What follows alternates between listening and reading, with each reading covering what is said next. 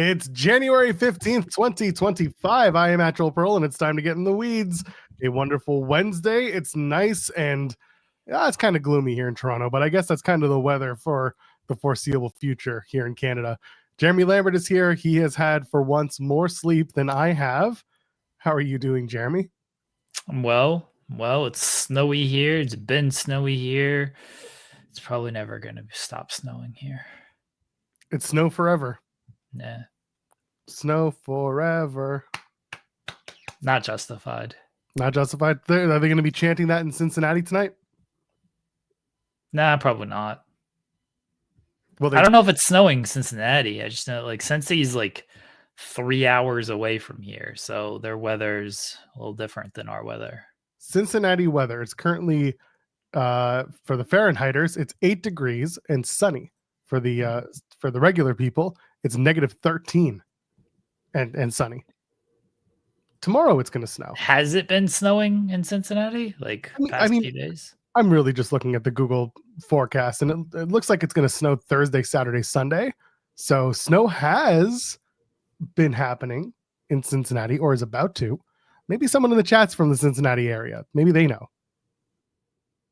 Call Riccacino. Yeah, maybe Rick knows. Yeah. Someone text him and just be like, Rick, look out your window. Tell me what you see. Anyway, Jeremy, I've been up since 3 a.m. Yeah, you're working injured here today. I'm working hurt. I think. Well, I know people know about the walking pneumonia show, the show of me going to, do this show and then coughing up a lung and then going to the walk-in, and then they gave me some prescriptions. Got some meds. Anyway, somehow in the midst of all that, what I thought was a pulled muscle turned out to be a cracked rib.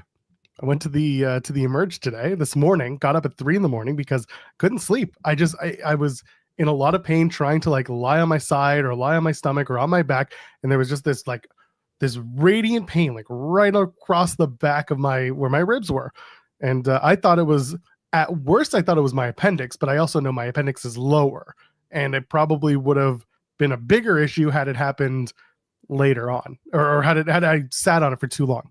But no, I got to the doctor and finally saw a doctor at 6 o'clock. I got to the Emerge at 4, and I saw a doc by 6. Free healthcare is great, except for the wait times. Just letting you know. But also, triage is there for a reason. They know that it's all going to lead to, the people who are in immediate need are immediately seen, and your priority is based on how sick you are. I'm not that sick compared to others.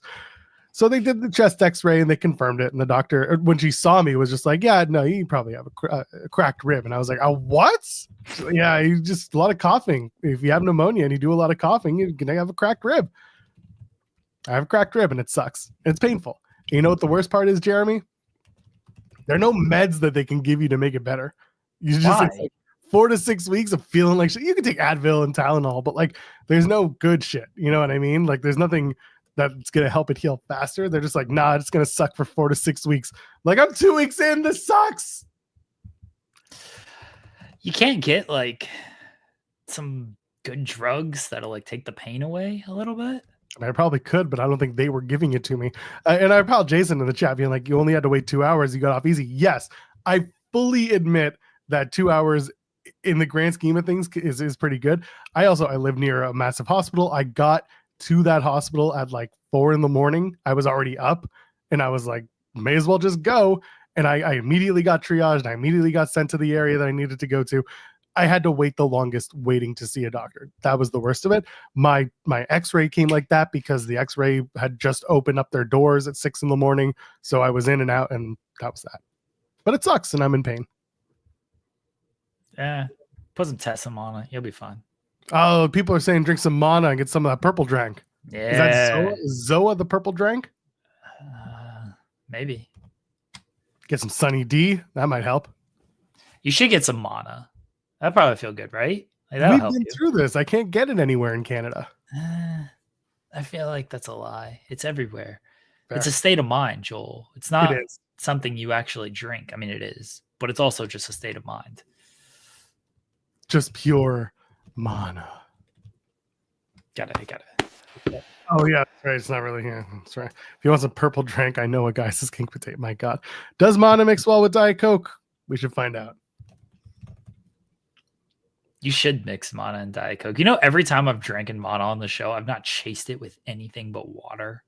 I am aware of that. Yes, it's not great because we don't have soda, not pop. We don't have soda in this house, so like the only thing I've been chasing it is just straight up water.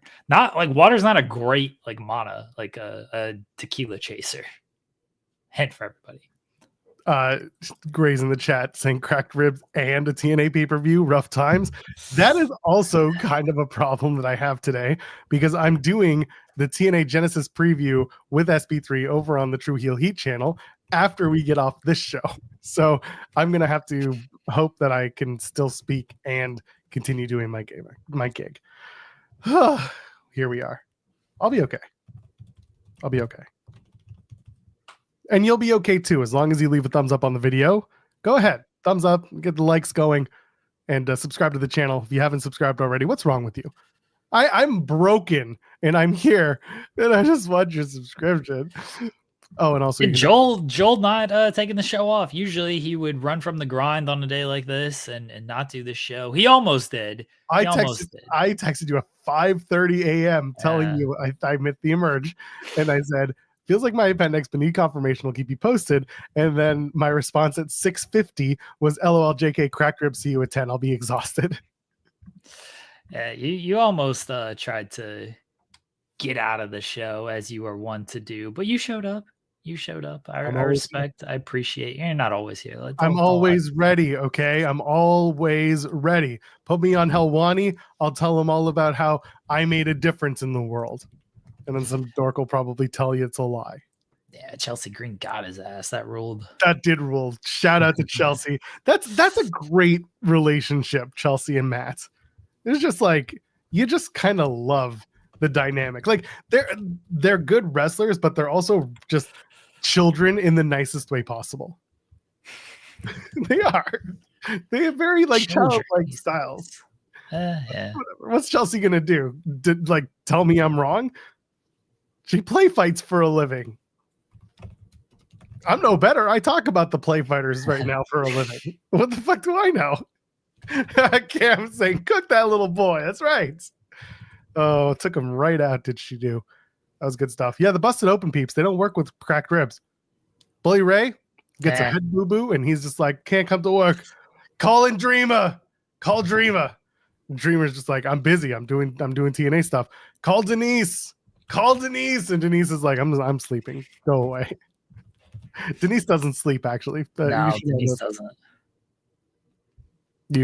Y'all should know that by now. But anyway, hell of a day, hell of a show. We got plenty to talk about. We'll dip into AEW Maximum Carnage. We'll talk a little bit about what's going on with the Corey Graves stuff. We'll talk about some Penta. Talk about Masha Slamovich showing up in NXT last night for some reason and what that could mean. Let's tee up the show. Jeremy's here. Do you want to? Do you want to say anything of importance before we dive into I don't know what? That implies I ever have anything important to say, which we all know is not true. So, no, that's a valuable point. I will say, you know what? I listened to The Pod Meets World this morning with Daniel Fishel, Will Friedle, Ryder Strong, the Boy Meets World cast. I would assume from the name of the podcast that it would be about Boy Meets World. Thank you. Well, I can't assume that everyone is that smart, but this particular episode was not about Boy Meets World at all. They didn't talk anything about Boy Meets World. They instead talked about various things, including the California wildfires. Best wishes to everybody. Be safe out there. If you can donate, please donate. Ryder Strong's trip to New Zealand and Daniel Fishel and Will Friedle attending the WWE on RAW premiere. WWE on Netflix RAW premiere, I should say. And they discussed Will Friedle being snubbed by the WWE offices and not getting a graphic. Everybody else got a graphic. Will Friedle did not get a graphic. They addressed that on this episode. They really didn't have a whole lot to say. It was basically just like, the bit on our show is Will Friedle doesn't get recognized out in public like I do. And now it came to life here on WWE on Raw. So that was basically all they had to say about that. So they just ripped on them or just ripped on the idea that that's true? Yeah, they were just like, yeah, it's funny that it like came to life here on Raw on television. They said they got a bunch of text messages. Mick Foley texted and said that he was yelling at his TV that they didn't put any respect on Eric Matthews' name. But that was one of the biggest stories of the night, which take that as you will. But it truly was like a lot of people were talking about why wasn't Eric Matthews acknowledged. So they talked about it on their podcast. It's a good podcast. The times I've listened to it, which has largely been wrestling related, but if I had more time, I'd probably listen to that as a big Boy Meets World fan growing up. I'm surprised that they didn't give him his flowers. He is a U.S. senator after all. Here's plays with squirrels. Pardon? Plays with squirrels. I'm sorry. Plays with squirrels. Yeah, that's a new one. Joel Pearl outing himself as not a big Boy Meets World fan, as we can see here. No, because if there's one thing I remember, it's nothing, because it was the Family Channel and I was 12. All right. Well, clearly not a big Boy Meets World fan. Those who know will get it, and they will praise me for my sort of deep cut there. And people like Joel will be very confused as to what I'm talking about. I understand your U.S. Secretary thing. That's not Boy Meets World, though. That was... It's all the same. They're all the same. Sure. SmackDown, Raw, NXT, it's all the same. Well, the way they were talking about it is like he didn't want to be on TV. Like they came and they asked them and they're like, hey, we're kind of panning to celebrities. Do you guys want to do this? And he was like very hesitant, like, oh, I don't really know like about that. And Danielle, she's a big time wrestling fan. So of course she's all about it. She's like, oh, of course it'll be a lot of fun. She was the one who obviously suggested they go to the show in the first place of like, hey, it's going to be a lot of fun. It's in LA. Like, we should go. And Will was like, oh, he's clearly not a wrestling fan and never gone to a show, but was sold on the idea because Danielle was going. And it didn't sound like he wanted to like really be on television in the first place until Danielle like really kind of pushed that along. Still should have gotten his recognition. I'm not excusing that, but it was a clear thing of like, oh, Danielle is here and she's a big wrestling fan. Me, I'm just attending because she told me it would be really cool. All right, then. We put that story to rest. I thought I was waiting for a big story here. Eric Matthews doesn't care is really the takeaway here. Is that the headline you're going to use? Eric Matthews doesn't care about Raw snub? No, probably not. Oh, okay. Eric Matthews laughs off Raw snub? No. What's it gonna be? We gotta workshop the title now. No, we don't. The title is they address that Wilfred L not being acknowledged. That's it. Not sure that's the one I would use. Would you like to suggest something else? I just did. You shot him down. Well, you'll probably get me yelled at if I use one of those. So that's been happening too much lately. I'd prefer not to get yelled at anymore. Oh, come on. We don't do much yelling at each other. You just get yelled at by other people. Thankfully, not because of me. Most of the time. Like this time, not last year. Well, last year, about a month from now, this time a month, you know what I mean. It was February last year where we were all getting yelled at. 5-year deals and all that. Signed our new contracts and everyone was happy. Speaking of new contracts, Penta debuted for WWE, made his debut on Raw, the second Raw on Netflix, had a hell of a showing. Everyone was mad afterwards because he did such a great job. But he had a good match with Chad Gable. What do you think? Take away from Penta's big debut, his big English speaking promo. It was what it was, but it's the most English most people have heard him speaking maybe ever. What do you think? Penta is now part of WWE. WWE is his future. Is his present, I should say. Yeah, I think it's his present and future, I guess, but largely present. It was a good debut. I mean, he faced Chad Gable. It's tough to have a bad match with Chad Gable. He got to use a destroyer. That was surprising to me. But he got to use the destroyer.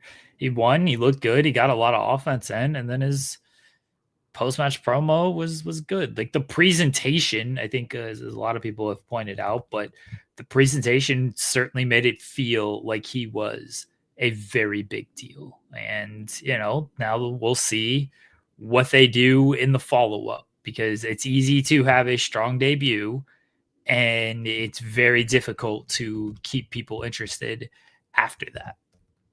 Yeah, I'm in the same boat of I'm glad that people feel that it was such a great debut, that he had a really solid WWE, first run. But now what happens in week 2? What happens week 3? How do we make him week to week a compelling character that people want to come back and watch and also have good matches? Because Chad Gable can give almost anyone a fantastic match, including Penta, and Penta's already a pretty good wrestler in his own right. He's gotten better over the years. I made it pretty clear how I felt about him for a while. He was phoning things in, and I'm not talking in AEW specifically. There was certain parts where in TNA I'd be looking and be like, what are we doing here? Where Lucha Underground was clearly his best time because he had the element of pre-tape on his side. But now he's back, he's live, and he's learned a lot, and he's brought a lot in. He's done a lot of work on himself, clearly, physically, and his English is great.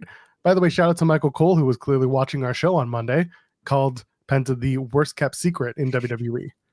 And we said it would happen, and Michael Cole got it. He got the line.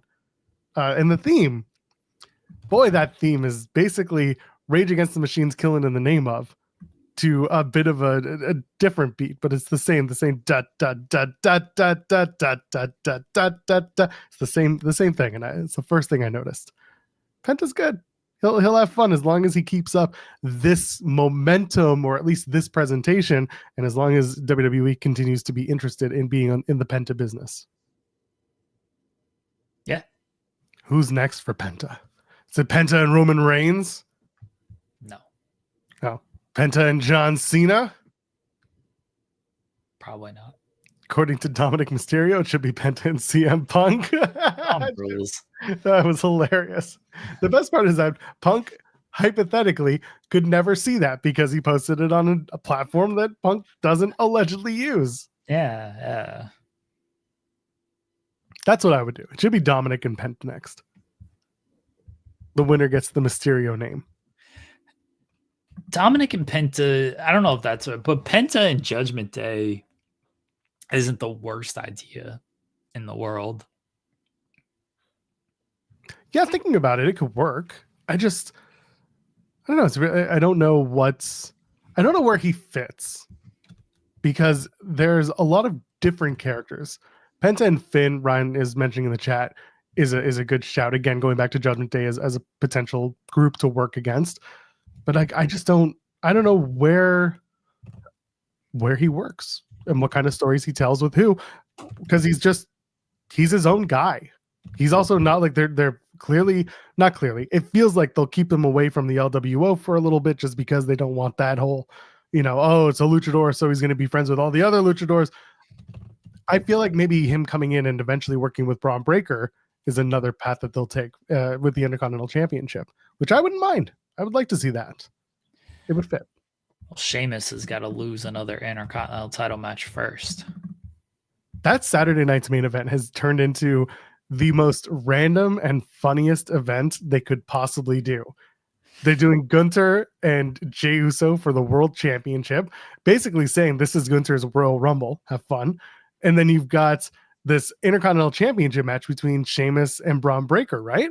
This is I don't know what to expect from this particular Saturday night's main event in Texas. I think you can expect a whole lot of maybe some booze. Booze? Why? Well, let me tell you something, brother. Oh, yeah. Unless he comes out with one of his stupid beers and he just passes it to the next person who's going to be the spokesperson. They talked about that on some show. I don't remember what I was listening to, so I apologize. Of getting another wrestler to be the sponsor and like putting heat on them. Like he's the spokesperson for Real American Beer and putting that heat on them. Is that good heat? Like, is it worthwhile to even do that? I would feel bad for the wrestler. Well, depending on who the wrestler is. But I think there are enough people. Okay, you don't put Hogan out there, but Well, you got to put Hogan out there. But do you? Because I don't know if people really fully know that he is the spokesman for this beer. Like, I know it's his beer. What do you mean they don't know he's the spokesperson? We know this. But do you think like all WWE fans are aware of this? I know he came out on Netflix and like made allusion to it, but like, do you think they're really He thinking wore the shirt. He also wore a Raw's Netflix shirt. Is he also the logo is him? The Real American Beer as a logo is not him. What do you mean it's not him? You look at the mats on the Raw on Raw. Look at the mats. It's not his face. Joel. What? Joel. What are we doing here? I'm serious. I'm looking. Look, I'm gonna go Real American Beer. This is hilarious. Hold up, brother. You have to be legal drinking age to drink. Yes, if you look at the actual beer, that's his face. But there you go. But I'm not talking about the beer. I'm talking about the logo Joel. on the ring canvas. Joel. What? Joel. Look at the ring. It's just real with a stupid stylized real American in big block letters and beer. All right, guys. Who is this face here? That's his WrestleMania 7 photo. You take that shit out. Who's the face of Real American Beer? Could be. It should be LA Knight. Should be now. G Willikers. Now it's just going to be. You know what? Forget it. It's going to be Shinsuke. Shinsuke Nakamura comes out and he says, "I am the Real American." Golly gee, is Hulk Hogan the face of this beer? No, can't quite tell. Doesn't look like Hulk. You see what Hulk Hogan looks like? It doesn't look like that. Looks like AI Hulk. What are we doing? Joel. But you see, listen, you know the logo that they actually show. Joel. What? You're getting cooked in the comments, brother. No, they all know what's going on. It's fine. Use the hashtag Joel is wrong. Because Joel is very wrong about this. No, I'm not. Look at the ring skirt. Look at the ring mat, and you'll see which logo they use. Everyone knows he is the spokesperson for this stupid beer. Oh, what? Clearly I don't. What do you mean you don't? We just talked about it. Clearly I don't. This is fun to watch you deal with this. All I'm saying is if you look up at the sky and you look for that logo, the one that you see isn't the one that you posted. You see this. Why did it have to be like that? With our faces beneath the merch line. That's terrible. But that's the logo that's on the ring canvas. It's red, white, and blue. It's just Real American Beer. Okay, let's get back to the topic at hand here. Shinsuke comes out and he says, "I am the American now. Look at me. I am the American now." They can't put this on Shinsuke. Yes, they can. Why not? I don't think you can actually put this on anybody, truthfully. Like, I don't think it's a good idea to try to be. I'm trying to think of like who this works for. Is like a heel who's like, because it's a sticky thing. Like, they're gonna have to come out there and try to promote Real American Beer, brother. Like, you can't do this in a serious tone. I got it. It's an NXT ass gimmick, honestly. I got it. Who comes out and he does his shtick and everyone's booing and booing and booing. And there's only one thing that could absolutely turn it around. Here comes the money. Out comes Shane O'Mac doing the stupid dance. Yeah, baby, I invested in this beer. And that's Shane McMahon is now the guy behind Real American Beer. That's better than whatever they would probably try to do with it. I respect that you're trying to save this bit with. I thought he went to AEW, and everyone's gonna be like, "Oh, real Americans don't go to AEW. Real Americans support this company or some shit."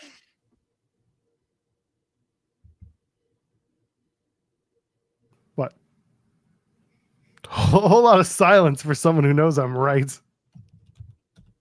Cyclops is better than Wolverine, says the super chat, says Mr. Fantastic is jealous of Joel reaching here. Screw you. I don't think you can like I don't know who you can do this with. I don't think you should do this. Oh, I don't either. Not on TV. If you're gonna do it, it's gonna be on socials where like most of the audience is like they'll just see it and they'll just go. Well, that's where all the audience is, you know. The television fans don't deserve. Yeah, exactly. They see it in passing, and then everything's fine. So it'll be okay. You just like, this is my favorite wrestler. This is, what's your name again, kid? LA Knight. LA Knight. Yeah. Yeah, that's what I say. Yeah, it's whatever, Jack. Here's the beer. And then that's it. They just pass on the beer. Real American beer presented by Los Angeles Knights. You know who could like actually do this? The irony of LA Knight, by the way, being the person to get the beer. LA Knight. You know who could like legitimately do this as like a heel shtick and get some heat on Chelsea him? Green? No. Him. No, Chelsea Green is way too good for this. Like, I'll probably make it better. Well, sure, but like I wouldn't wish this upon Chelsea Green. I'm being dead serious about this answer too. Austin Theory.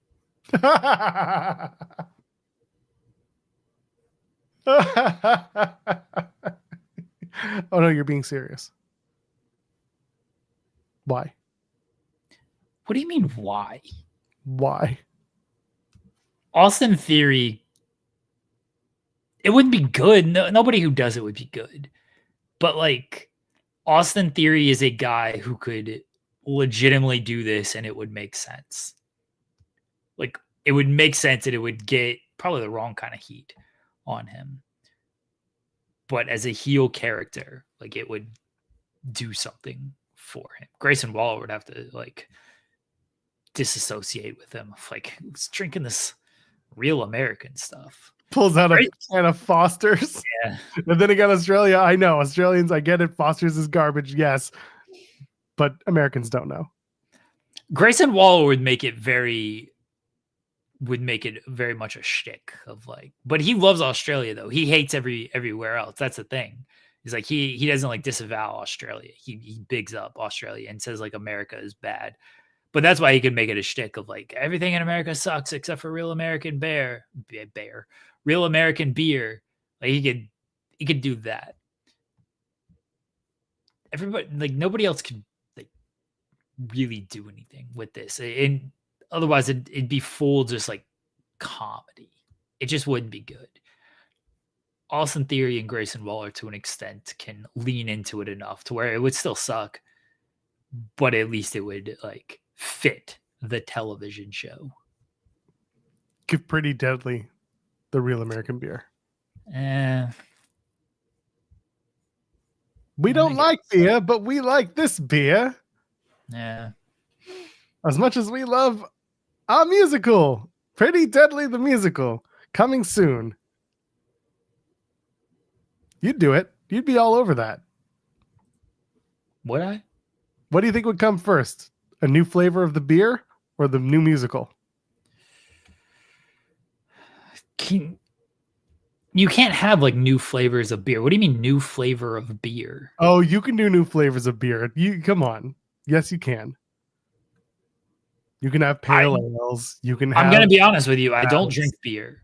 Okay. I don't drink beer. So there I are don't know. Different beer flavors. Yes, there are. Does Bud Light have like multiple flavors? They have well, yes, they have Bud Light Lime. They have Bud Lights. Okay. They have regular Budweiser as the initial. There are other flavors of Bud, yeah. Budweiser has like different flavors? Yeah. Anheuser-Busch as a company also has multitudes of beer and beer flavors. Okay. Like Heineken has different flavors? So some breweries will stick to one beer. Here in Canada, they're in Toronto, there's one called Steam Whistle. Steam Whistle's whole shtick is like, we stick to one beer because it's good. But other people will do multiple styles and multiple flavors. I know there are like multiple flavors from like breweries, but like if it's real American, you can't do like real American lime. That's not No, they would, and they'll call it like the taste of summer or some shit.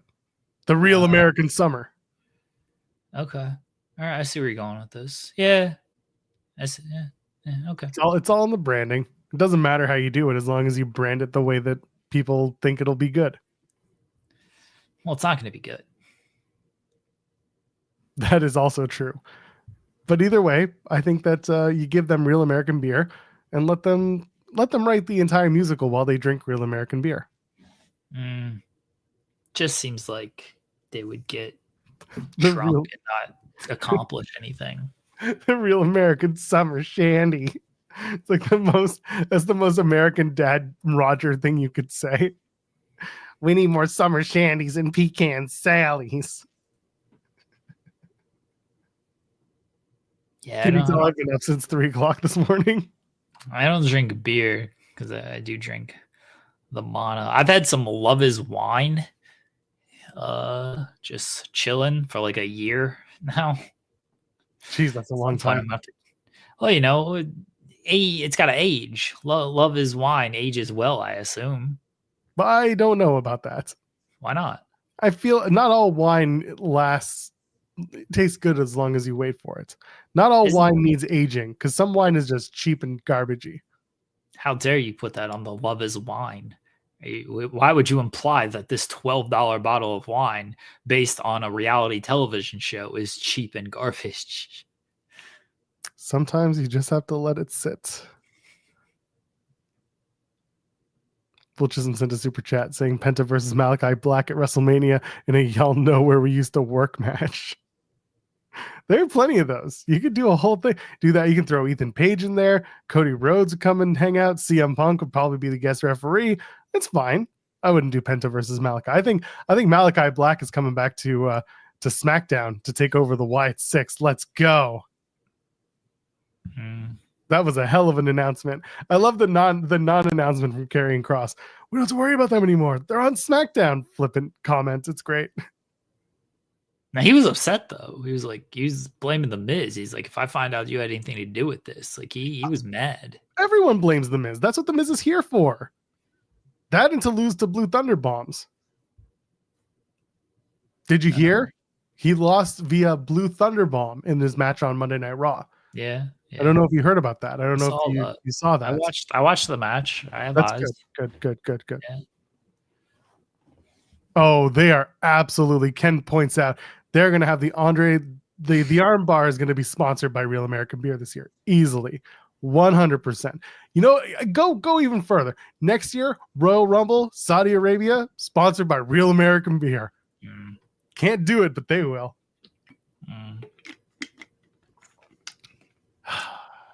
Hilarious. So the Miz is in a glass case of emotion, in that he's a big old loser, and now his foils in the Wyatt Six have moved on to another show. I guess Cross is gonna work with Sammy for a little while. They both had like the man bun there. It was an interesting look for both of them. Yeah, I don't know how to feel about that. It's the iron hair, like the iron as in like not the color, but like as if his hair had been ironed. That's the weird look to me from Karrion Kross. I don't know. I don't know what I expect from his look, but it's too clean. Maybe that's the problem. But he is wearing nice clothes, so it fits. But it feels disheveled. Yeah, or maybe just a little more. I don't know, just wavy, not teased, just wavy. He said in an interview that he wants to get into these top stories, and now he's working with Sami Zayn. He teased working with CM Punk, which I don't think is happening anytime soon. But good on him for trying to shoot himself into a work with this stuff. There's stuff to do with Karrion Kross. The Wyatt Six stuff was good, for what they were given, for what they were doing. I think he's been good with a lot of things, honestly. Like, not my favorite in-ring wrestler, but I do think his portrayal as a character has been good. Can't remember his group name at all, but you know, the TikTokers, they're banned. They are. That's right. Maybe that's why, because starting on the 19th, you'll never see them again because they're banned. Yeah. They'll be I got it. He wants to be involved in main event stories, top stories. They'll be on main events. Because that's where you can watch main event is on TikTok. Which no, doesn't I don't exist think it's anymore. on TikTok. It's not? It should be. I don't know where it's at, honestly. Yeah, that's true. Now that the deals have kind of taken off for Netflix, I don't know where main event airs. I think it wasn't. Yeah, but I think that deal lapsed. Yeah, I guess it's on Netflix. You know who you should ask about this, honestly, is Sean Ross Sapp. The only person who watches the show, he would know. I'm trying to find it. Shows. Raw, SmackDown, Rumble. Wow, you had to go real far for this shit. Oh my god. Where it's not. Okay, it's not there. Hulu. Yeah, I don't know. Maybe it's there. Someone else who watches the show will probably have to figure it out.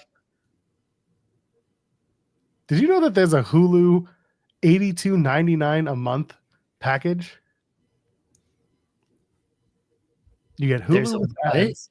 Hulu for $83 a month. You can get a package that's Hulu with ads plus live TV package for $83 a month, and you get Disney Plus with ads and ESPN Plus with ads. Is that the Hulu TV gimmick? I think so. It has to be $83 a month. It has to be. It's wild. Yeah, that's the live TV option. Yeah, that's awful. I was about to say because I pay like I think it's like $16 a month, and it's Hulu, Disney Plus, and ESPN Plus. Yeah, that makes sense. Well, I don't get Hulu, so I don't really care. I don't need it. Anyway. Whew. Yeah, some people are saying it's a live TV option. It's not what I would watch. Our internet carrier has a live TV thing that they offer, and it's like $75 a month. I thought about it. I'm probably not going to do it. I just don't watch live TV in this house. Like, it's all just we watch whatever's on streaming, and the only live television we watch is literally wrestling and sports. And wrestling, I don't need a live TV package to watch any type of wrestling. And sports, I don't need that either with ESPN Plus or Max, because a lot of the games now stream on Max, or well, they took away the drug streams, but there's other options out there. All about those streams.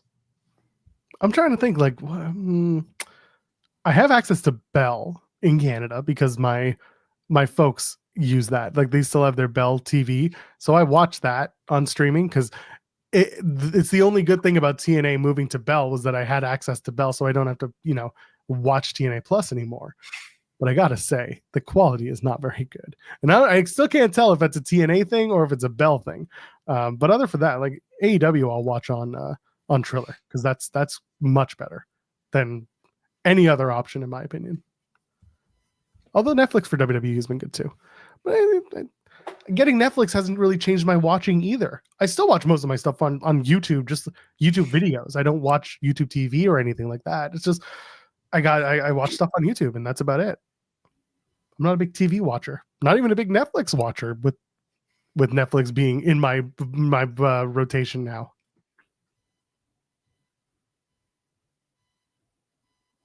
Nothing to add to that, eh?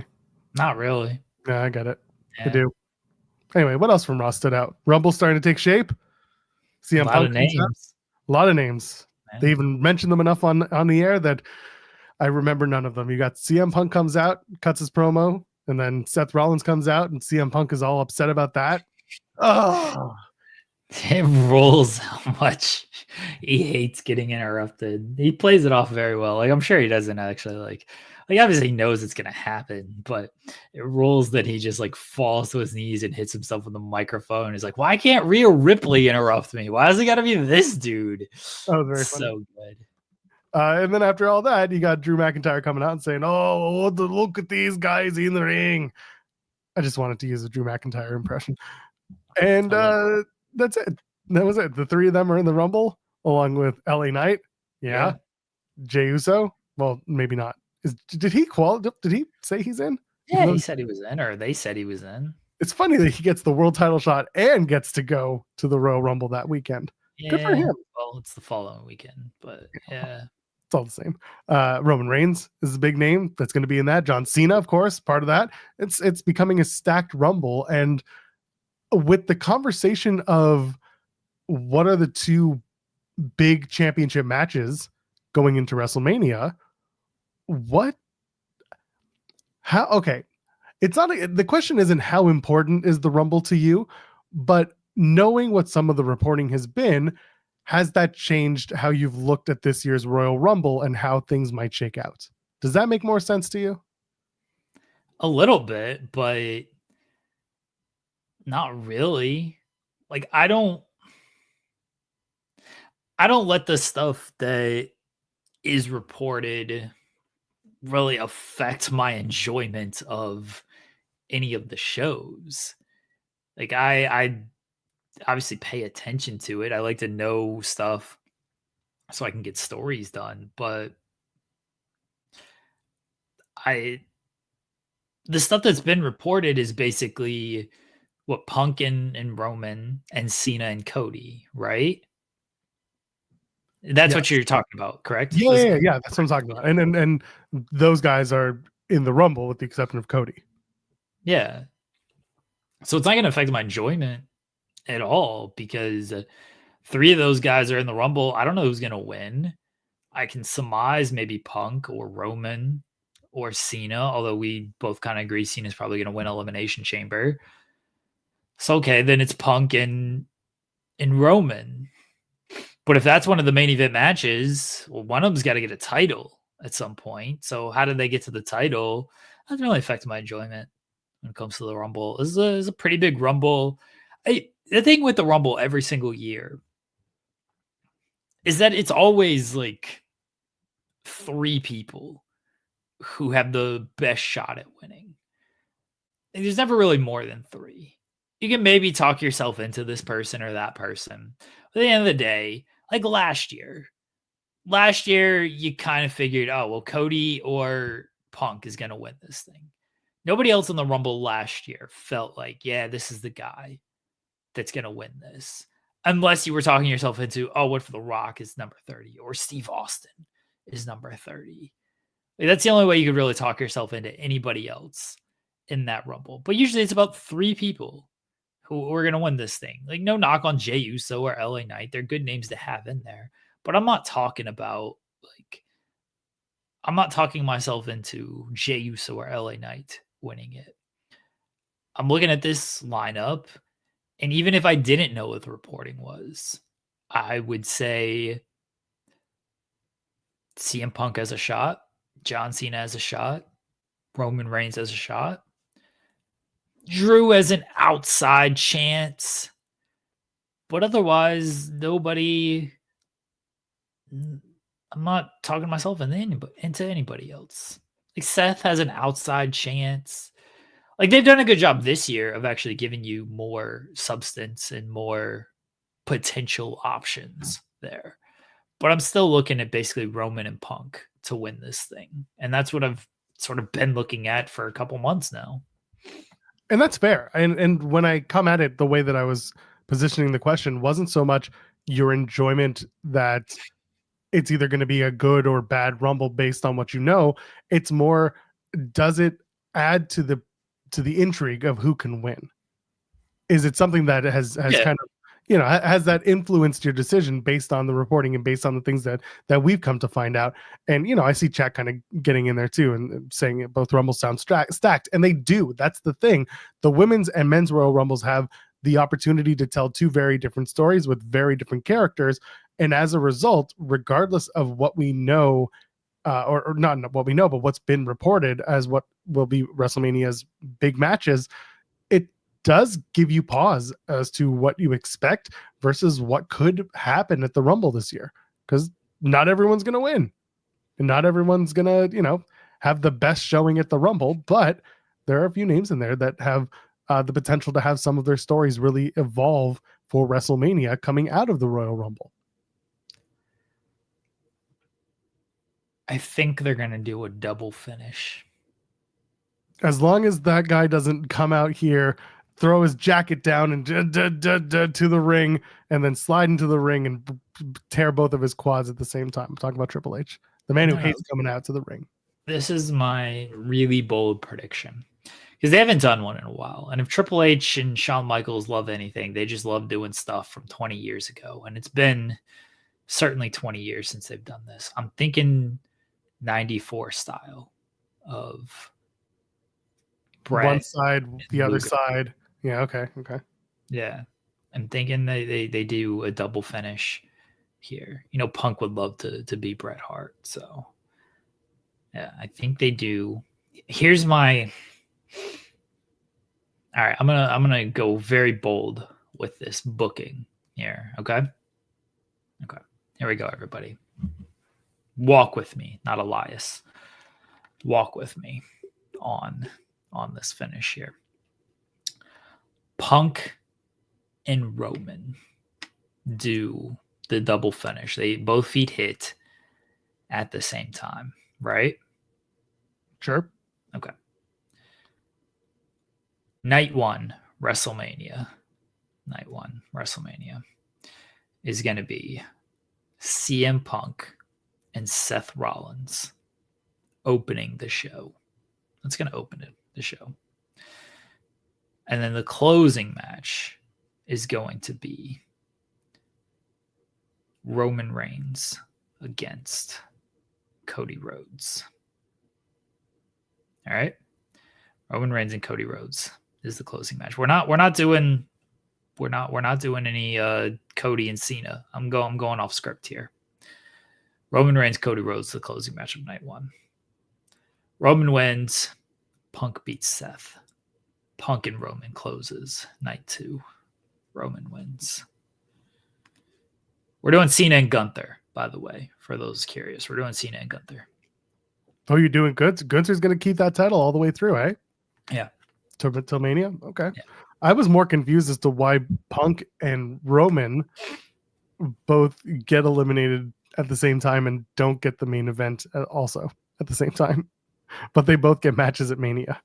It's the 94 story, Joel. I literally said that. I'm aware of this, but I'm just like, I don't know why you're going that. I don't think they would go that far.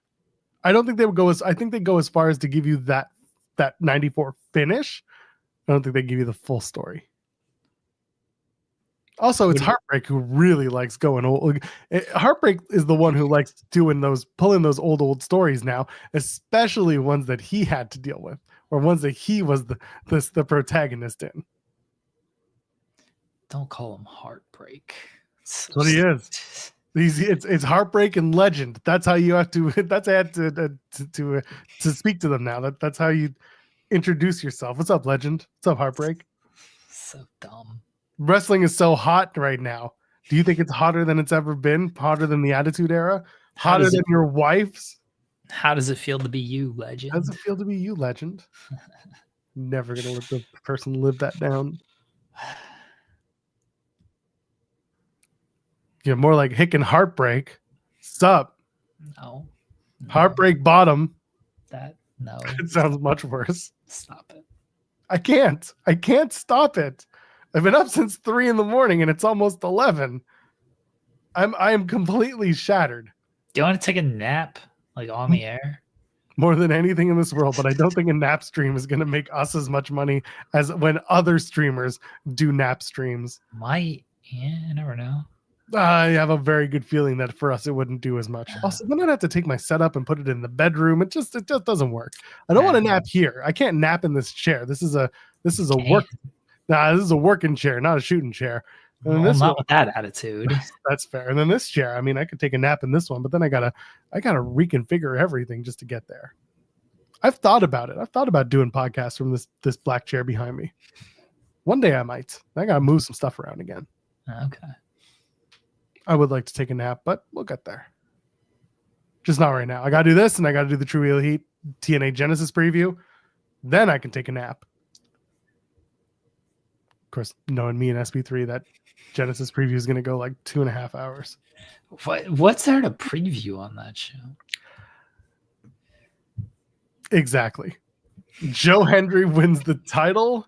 Masha Slamovich opens up the prohibited portal, and Jordan Grace is leaving TNA after her match. Hooray. Oh, and the Hardys have a match, then they're going to win. Oh, Moose is going to have a brand new title belt.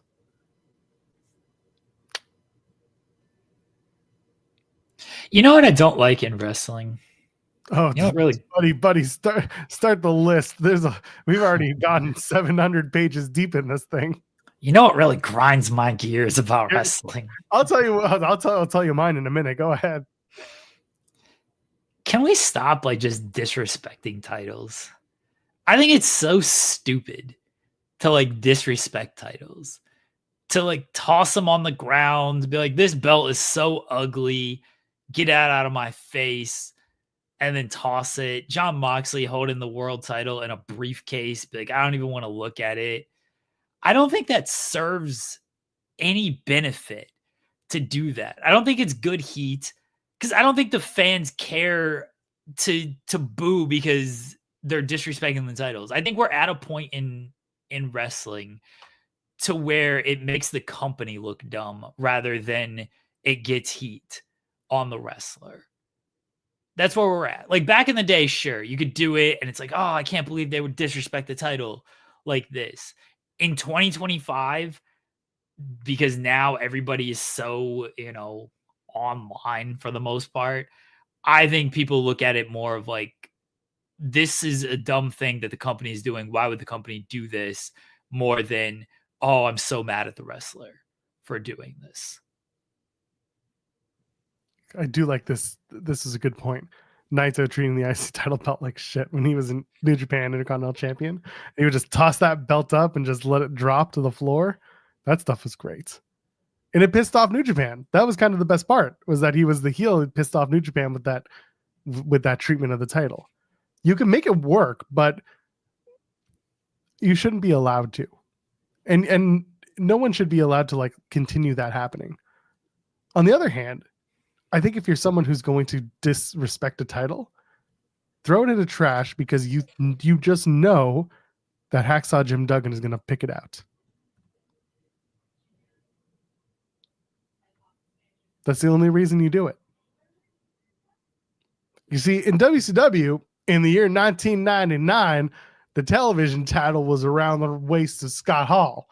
And Kevin Nash and Scott Hall were playing basketball with it. So they took that title belt and they threw it in the trash.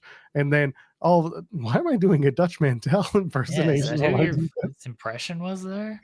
I don't know. It turned into Dutch Mantel somewhere.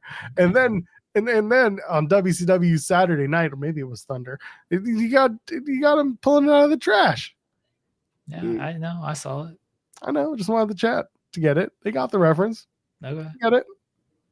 Oh. Also, he could also be showing up soon, making an appearance.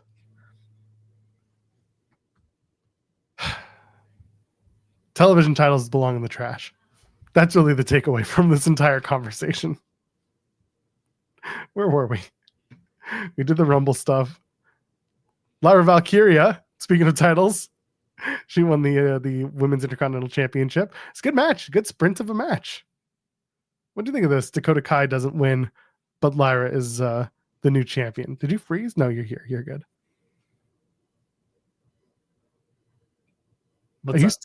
Are you back? I think so. Oh, okay. You had frozen and then you started moving again. I was talking about Lyra winning the Intercontinental Women's Championship. I thought you were going to say what you disliked about wrestling, Joel. Oh, no. We're going to get to that in just a minute. Trust me. Oh, okay. I've moved on for a moment. Also, I'm sleep deprived, so I got nothing. Lyra wins the Intercontinental Championship. This was a moment for her. She's excited. She got that belt now. What comes next? What do you think of the match with Dakota Kai? The match was fine. It was probably a little too short. It felt like they could have given them more time on this. Damn that Penta. It was a fun match. And yeah, like we'll see what comes out of this for Lyra. Same thing was with Chelsea. It's like it's cool to do. It's nice that the women have a mid-card title to hopefully tell more stories with and to just get more time on the show. But if they have no real follow-up with it, like they've had for 5 years with these women's tag team titles, it doesn't mean a whole lot.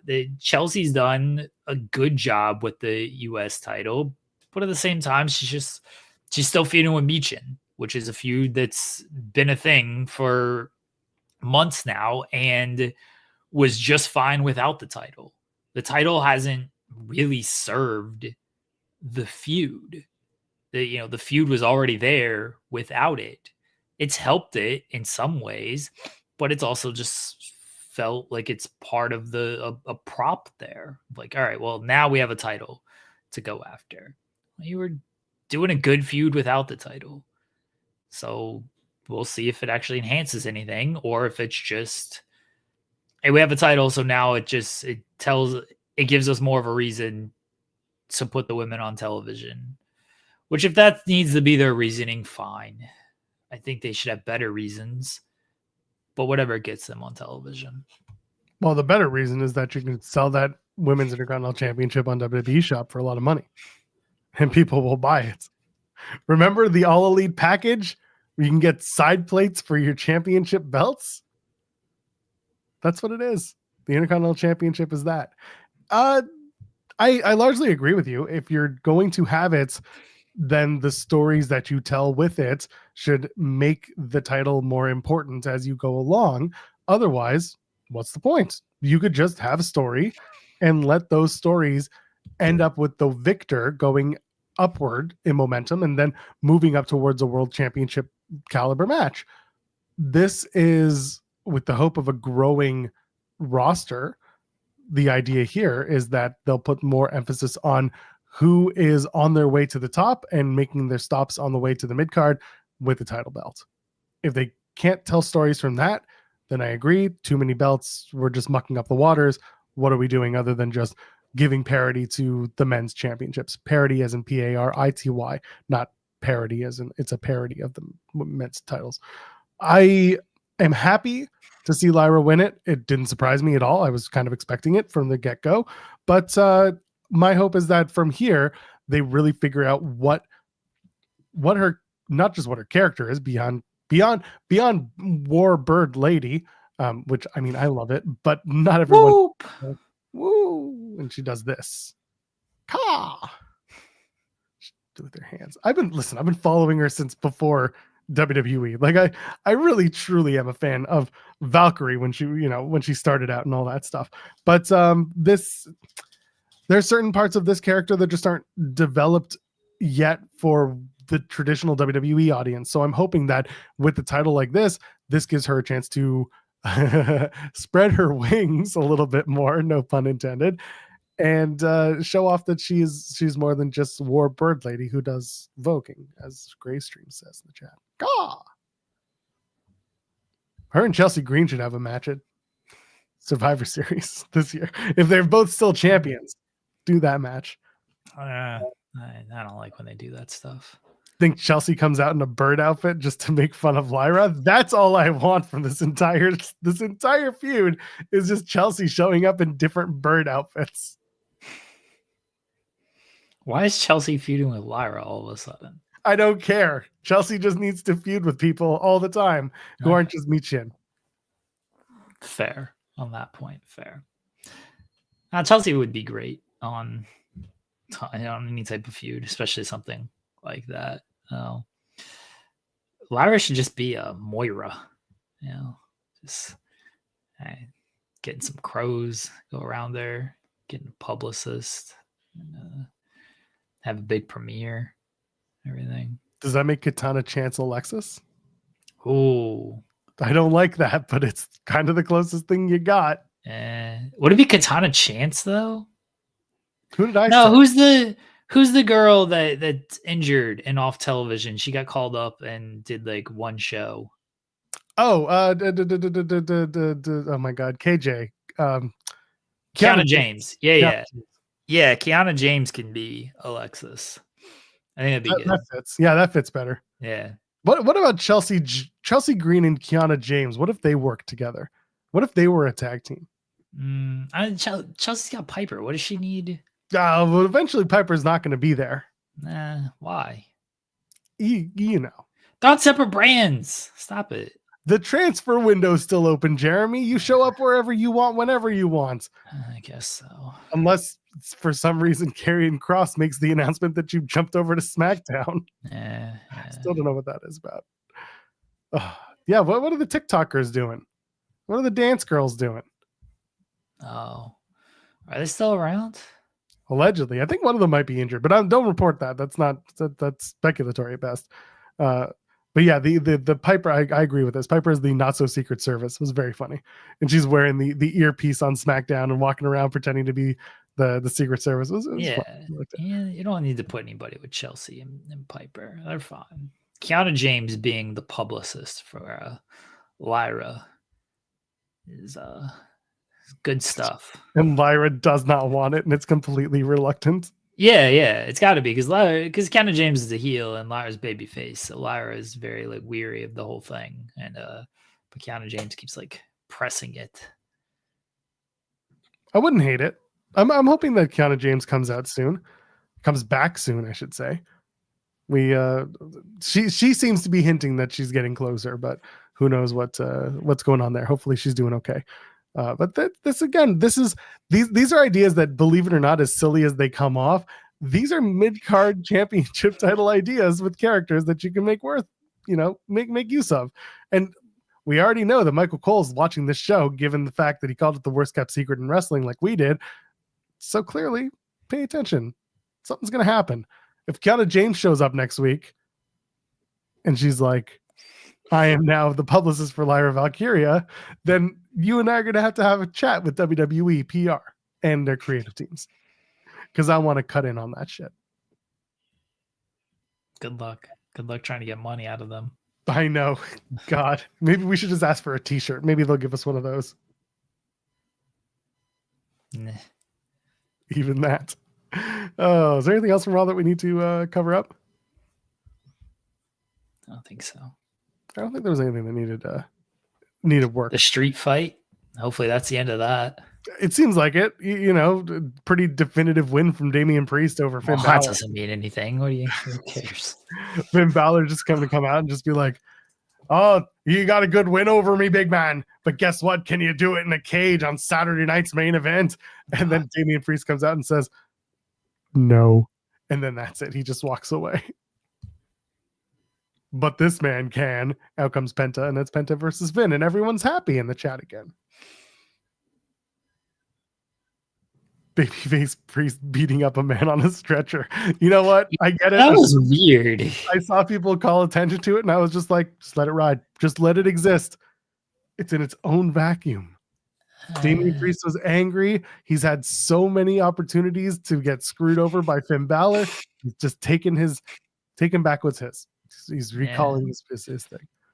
That was weird that the babyface was attacking the dude on the stretcher, but what can you do? What can you do? You can just tweet about it later. Should we talk about other people tweeting stuff? Sure. Let's get into this real quick. Okay. After WWE RAW on Monday night, Corey Graves has some words about his current future, or his current situation, as he hasn't deleted it. He hasn't. So he says, imagine chasing your dream, then being told, and in parentheses, not deciding, that you're no longer physically able to pursue your dream.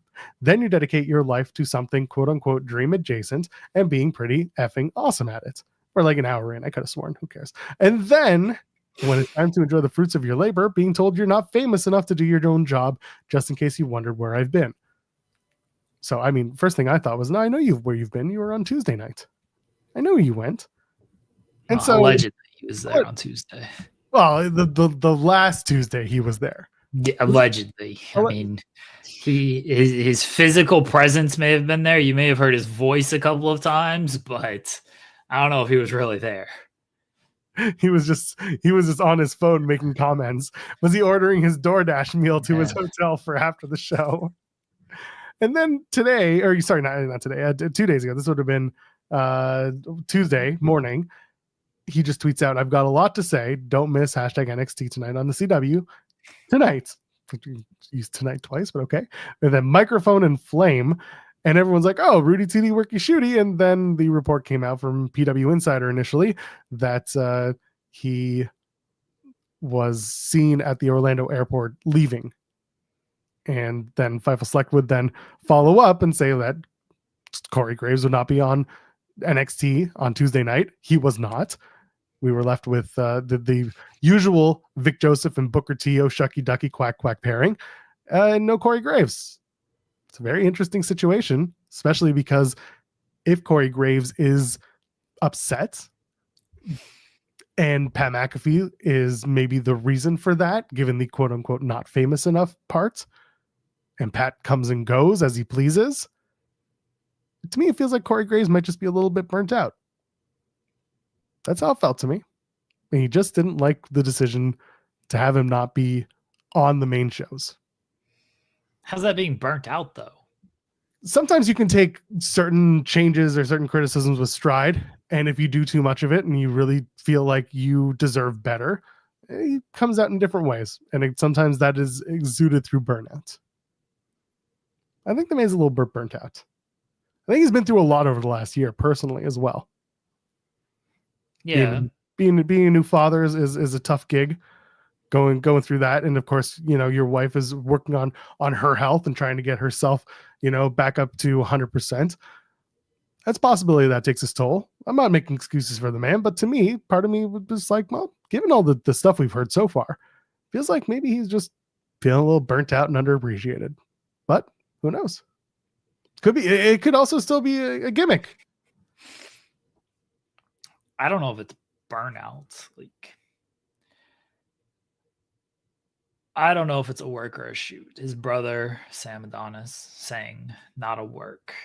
Okay. Wrestlers are going to typically say not a work. Maybe it didn't start as a work and it turns into a work.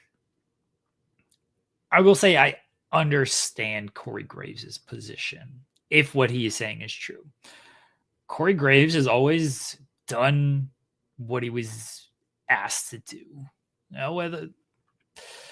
Whether you like Corey Graves' commentary or not, he has been really the second lead voice in WWE behind Michael Cole.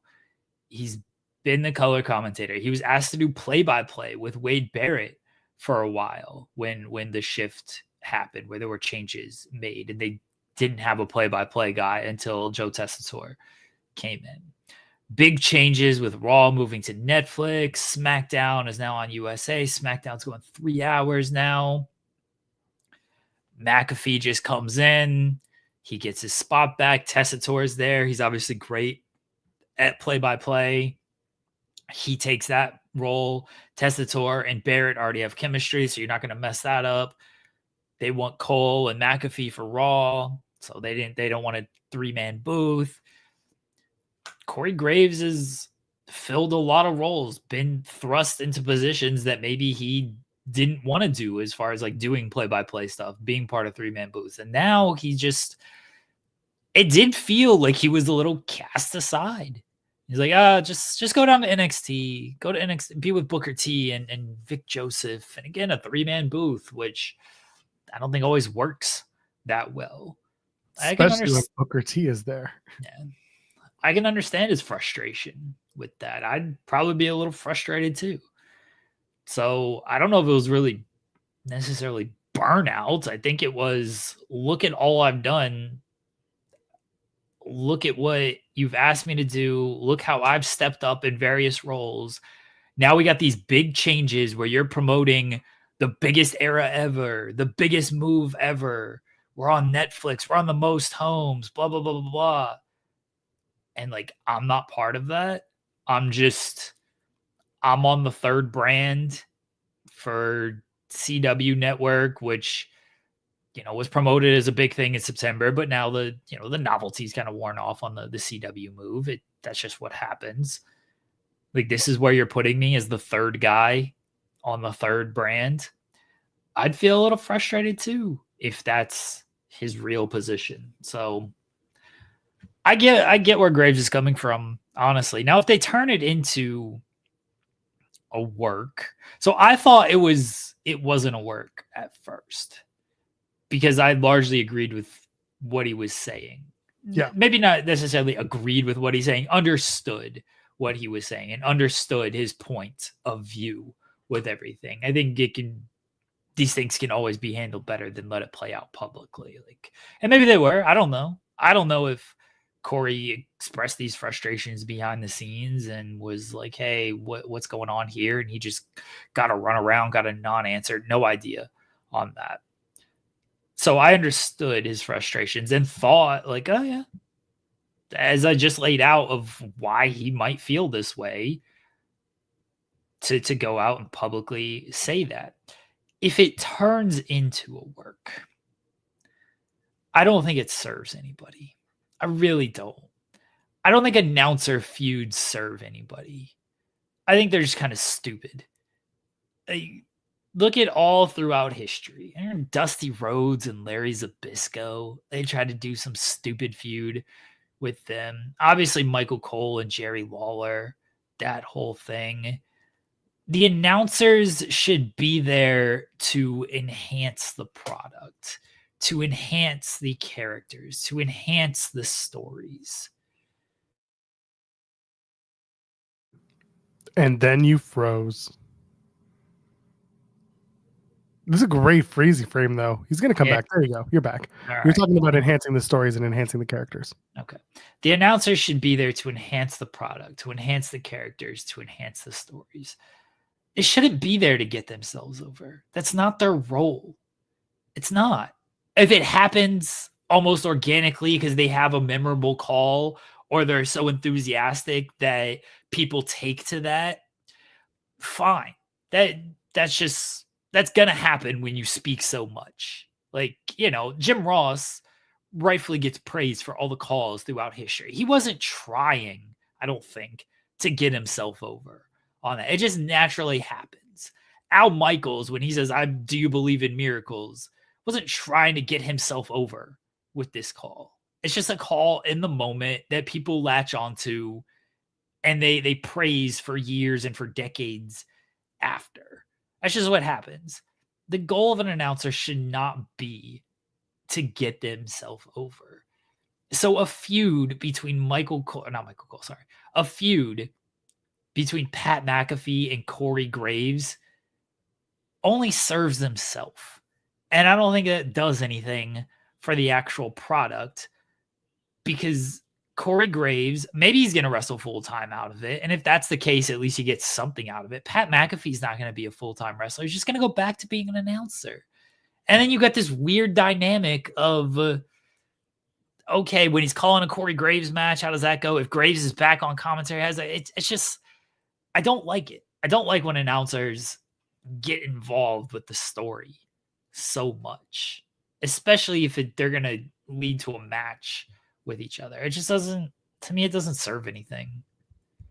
What if they have surrogates? Although it doesn't make sense in this case because one's a former wrestler who was cleared for some contact in 2022, and the other one is also, well, not a he's had matches. Pat McAfee has, so you can call him a wrestler to a certain degree. No, they don't need people representing them. Like, them wrestling is a choice. I'm not saying I'm going to agree with the choice, but I see where they're going if they both wrestle. I don't have interest in it. Me personally, I don't have interest in two announcers wrestling. I just don't. I think the use of McAfee, like for the theory stuff, wasn't great. I love the Adam Cole stuff, at least made some sense because McAfee was an announcer, but you knew it was such a short-term thing that it was okay. And they did a good job with that. The theory stuff didn't do anything for me. And then obviously when Vince got involved, and that was all of that sucked. As a Rumble spot, like it's fine. Like coming in as a Rumble, like that, no issues with that. Yep. But I don't have any interest in like announcers wrestling and doing a story. I just don't. I'm largely in agreement. using the examples that you gave, none of those stories ended up lighting the world on fire. The fact that Cole and Lawler was the most popular one, at least in our time, is saying a lot, because that wasn't much. It was a good feud for more for comedy than anything else, more for just content. But like the match itself was shit. The whole experience of that was bad. And then you got to pile on the fact that shortly after you had Jerry Lawler suffered that heart attack. And then when Lawler came back, they had to like completely bury the hatchet and be like, I love you, brother. I'm so sorry. And that kind of made the whole storyline. It forced them to bury it, which is fine. But you can't do that in this case if you do Graves and McAfee. So it would just have to have, just they just have to move past it. So to me, it didn't feel like they would go into a match between the two. It felt more like Graves would just come back disgruntled, and maybe it would lead to his in-ring return. Maybe it would lead to him. I wouldn't necessarily do the JR, someone mentioned the Dr. Death era where he would put his own announce table in front of everybody and then he would commentate over top of the other two guys. I don't think it would lead to something like that. I just thought it would be like Graves maybe comes back, does his little, work shoot promo, and then says, you know what, forget it. I'm back. I'm going to beat up this guy. And then that's that. I wouldn't need to see Corey versus Pat. It's just, it's not entertaining to me. I'd like to see them maybe, take digs at each other on the microphone. That would be entertaining. But if there's no payoff, that sucks too, though. But that's what I'm saying. Like, but beyond that, there's no reason to do it. Dana Brooke should comment and tell him to give up on his dreams. Could you imagine Ash by Elegance getting involved in that? My God. I mean, the reason to do it is you want to pay it off with a match. And I just don't think this match serves anyone. Unless Graves is going to be a full-time wrestler coming out of it. If Graves is going to be back in the ring full-time and he beats McAfee, then at least there's a purpose out of it. But if you're just doing a match between two announcers and then they both go back to announcing, I don't think that serves anybody. Yeah. It's just, I'm hopeful, like you are, that this gets settled and that whatever's going on with Corey Graves is rectified. He does deserve his flowers, or at least his opportunity to be working the main, one of the main two shows. It's tough when you've got a good connection between Tessitore and Wade, and then you've got Michael Cole, who loves working with Pat McAfee. Like, I can't even explain the love fest that these two have. It's very strange. It's a very December-June relationship with McAfee and Cole. I guess McAfee is like the bro that Cole always aspired to be. It's kind of my reading on it. And Graves is just, it's Graves. He's never come off as Mr. Sports Bro, but maybe he is, but just not to the same length that Cole and McAfee are. Yeah. Just do Cole versus Corey Graves. No, that's awful. Gotta put butts in seats. We got a super chat from Will Chisholm saying, so Roxanne is costing Bayley her title match. Could that be a Mania match? Is this Roxanne soft call-up? Please, God, I don't want Cora Jade to face TNA Knockouts champion Masha Slamovich. Let's take this one by one. Last night, the main event, or the main segment on NXT, was Roxanne addressing her quote-unquote future. Bayley comes out. They teased her just before the break with her Doc Martens. She comes out and basically says, Roxanne, you were a great champion, but this division will be fine. They don't need you. You're good. Bayley was on Monday Night Raw. Bayley was on Tuesday's NXT. She'll be Friday challenging for the women's championship against Tiffany Stratton. Could Roxanne show up and cost Bayley the match, leading to a matchup between Bayley and Roxanne? Or does Roxanne just kind of keep her distance for now until she gets maybe her Royal Rumble moment? No, you've got to do Roxanne and Bayley coming out of this. I don't know when. I don't know, Vengeance Day would be the first opportunity to do it. I think you probably do something at the Rumble. You probably have Roxanne enter the Rumble. You probably have Roxanne eliminate Bayley in the Rumble. And then that furthers the feud between them. And then you do a match at Vengeance Day. You can't do this segment and then not deliver a one-on-one match. You can't. I agree with you, but I don't necessarily think it's, first of all, I don't think it's a WrestleMania match. Two, I could see Roxanne and Bayley happening, but not necessarily because Roxanne cost Bayley the SmackDown Women's Championship on Friday. I could see it as Bayley had already attacked Roxanne. Like they already had their roll around in the ring. So that match is going to happen. It's just, is there a catalyst beyond that? Or will there be something on Friday that accelerates the heat on the match? I don't think you need anything extra. I think Tiffany's probably just going to win. Maybe there's some type of shenanigans. Maybe it's just Tiffany cheating, but you know, Nia is still kind of looming. I know she was on Raw this past week, and they made it very clear that she's not officially on Raw. It was just transfer window stuff. Naomi's going to be out there. Bianca's going to be out there. Candice is going to, like, there's still a lot of people on SmackDown that stories are revolving around. So I think Tiffany's just going to beat Bayley, potentially by cheating. And Roxanne's going to make fun of her and just be like, haha, you lost. And then I do think at the Rumble, you can do Roxanne eliminating Bayley. And Roxanne, again, rubbing it in of like, you lost to Tiffany Stratton. I eliminated you from the Royal Rumble. See, I'm already better than you. Where are you going to go at WrestleMania? What are you going to do at WrestleMania? Now, that makes it seem like it might be a WrestleMania match. And if they go with a WrestleMania match, I got no issues with that. I just think they're going to go with a Vengeance Day match. Yeah, and you got to put butts and seats in that Washington venue. I thought about it for a second. You could do Saturday night's main event, but they don't necessarily need it. Although Roxanne is she's a Texan, or at least she's Texas adjacent because she worked Reality of Wrestling, so could do it. I know Texas is a massive state. Don't worry, don't get on me again, chat. But the point is, if you're from one state, you're from every city in that state. That's how it works. So with that in mind, I don't think it'll be a Saturday night's main event match. I think Bayley and Roxanne would be a really solid Vengeance Day match, as Bayley kind of recalibrates whatever her story is supposed to be. That's where I would hit it. It wouldn't be a WrestleMania match to me. Maybe those two would be in some sort of multi-woman ladder match for the, I don't know, US Championship. Possibly. And then the other segment, Cora Jade comes out, does her entrance, and Masha Slamovich is just chilling. Just a woman in the stands with a title belt that she bought on eBay. And then eventually they actually acknowledge that she is Masha Slamovich and that she is the TNA Knockouts champion. So we should probably dig into this. You've mentioned Vengeance Day. For the TNA fans, you may or may not know, after Genesis this coming Sunday, they're doing the live taping for Impact on the 23rd. They're doing another taping for TNA for Impact the following night, I believe the 24th, or maybe it's the 25th. Regardless, they're doing another taping, a day or two after that.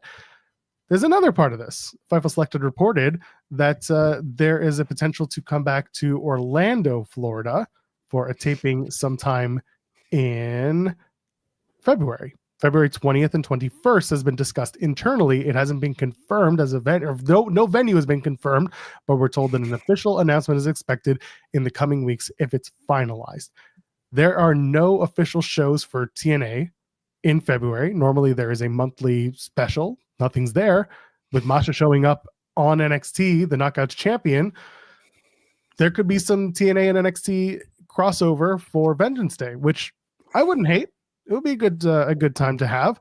Don't know if I necessarily want to see Cora Jade versus Masha, but I also don't know who else is going to face Masha Slamovich, because she's already got a match against Rosemary on Sunday, and that's going to be a plunder match where Masha wins and whoop-de-doo. What do you think? NXT TNA? What's wrong with Cora and Masha? Why are you down on this? I'm not there yet with Cora because she's recently come back and she hasn't been as effective other than working with Roxanne. She's done a lot of stuff with Roxanne, but other than that, she just kind of existed. I'm waiting for more. Someone mentioned Delta in the chat. Delta would be a good shout for a match against Masha Slamovich. Again, Delta is still fairly new, but it'll be a showcase for her as well. Cora's she's not that person that I think she could be yet. She also has a month to prove me wrong. I think this is more Cora can take a loss. I don't know if you want Delta and Masha and Delta taking that loss. This feels like Cora is there because we could beat her, give Masha a victory here, and it'll look good for the TNA Knockouts champion. Because Jordan Grace, outside of the match with Roxanne, who was of course the NXT champion, Jordan Grace was winning the matches on NXT. People got to take losses. Cora can take a loss here. Delta, you really want to put Delta in that spot and then have Delta beat Masha, or have Delta, way more people would be upset if Delta took a loss than if Cora Jade's taking a loss. I don't know about that. I mean, compared to Cora Jade, yes. Compared to Cora Jade, yes. But like, I don't think people are necessarily going to care as much about Delta losing at this point. Stop it. What? The NXT stands are going to get upset. Oh no. Who cares? Yes. It's not going to stop anything. Cora Jade losing would get some people also very upset. Cora Jade, she's been losing. Like, she's the Harley Cameron of NXT. She doesn't sing or do puppetry, so it doesn't matter. Way more people would be upset if Delta took a loss there. I think people are. I think Delta's very good. I just think that they're very much taking their time with Delta, which is fine. Yeah, so that's why you don't have her just lose to Masha. Oh, wins and learns. You lose and you learn. That's how it works. Never tell that story. They never do that. Yes, they do. Braun Breaker. They just don't tell it in NXT. They never do that. Either way, it's someone, Matthew Hook saying Cora ain't 5% the character of Harley Cameron. It's true. Do Thea Hale and Masha Slamovich. Thea Hale comes back as like Killer Thea, and Masha is just like, let's go. Let them have a Clockwork Orange House of Fun match. I personally would be very offended if Thea Hale lost, so don't do that. Well, she got to show up and do something. I wish they would have her show up and do something. My favorite part from NXT, there were two things. One, you got the backstage segment where they were in like the big open cavernous like space, and they kept going from story to story, like Dion Lennox being like, Obafemi, I'm gonna challenge you, and Obafemi being like, that's nice. And then eventually they do all the high school stuff until they finally get to where Ashanti the Adonis and Carmen Petrovic have their like rose and kiss moment, and everything else up until that point had been so poorly acted. That shit rules for all the wrong reasons. But NXT sucks. It's so funny how much it's not good, but it's hilarious. NXT rules, dude. That's fair. So much stuff just happening on that show. They go from like Obafemi walking backstage and he's talking, I'm gonna forget names here, and he's talking to the one dude who's like, I'm up next, and then it like pans over and here's Adriana Rizzo talking to somebody and being like, yeah, keep the family in mind, and then it pans over and here's Carmen Petrovic making out with Ashanti the Adonis. Oh, it was Izzy Dame that she was talking to. Yeah, too. Izzy Dame. Yeah, Adriana Rizzo was talking to Izzy Dame. Dion Lennox, thank you. Yeah, Dion Lennox is who Obafemi was talking to, or who approached Obafemi. Yeah. The thing with Izzy Dame is now every time I see her pop up on my TV, I'm waiting for her to say the line, the it is what it is, and just walk away. She didn't do it last night, and I was like, oh, lost opportunity right there. And Sean Spears was talking to Adriana Rizzo because that's still a thing going on. It was very strange. Yeah, then Izzy Dame came up off of that, like just absolutely rules how it's just like here it's literally, I mean, we joke about it all the time, but it is just like a high school television show. It's like, what's going on at this locker? Oh, let's pan over to the stairs. Here's Zach and Kelly talking. Let's go over here to the classroom. Here's Screech and Lisa doing something. Let's go back to the locker where Jesse and Slater are having a conversation. Oh, look, now Jesse is entering the picture with Zach and Kelly. Let's go back to the lab where Screech and Lisa are speaking, and Slater is now over there. Back to Zach, Kelly, and Jesse over here. That's all it is. Absolutely rules. Just the funniest, worst show in the world. And yes, the other part that I loved was during the Ethan Page Dante Chen segment. Andre Chase is just hanging out behind. I thought he was about to like fall over dead. He's just the perfect like just sulking, just like oh. Looks like he went on a 3-month bender. It ruled. Oh, poor Andre Chase. Andre Chase has hit hard times out here, brother. Really has. What are we gonna do? He needs to call Thea Hale and be like, "Where the hell are you?"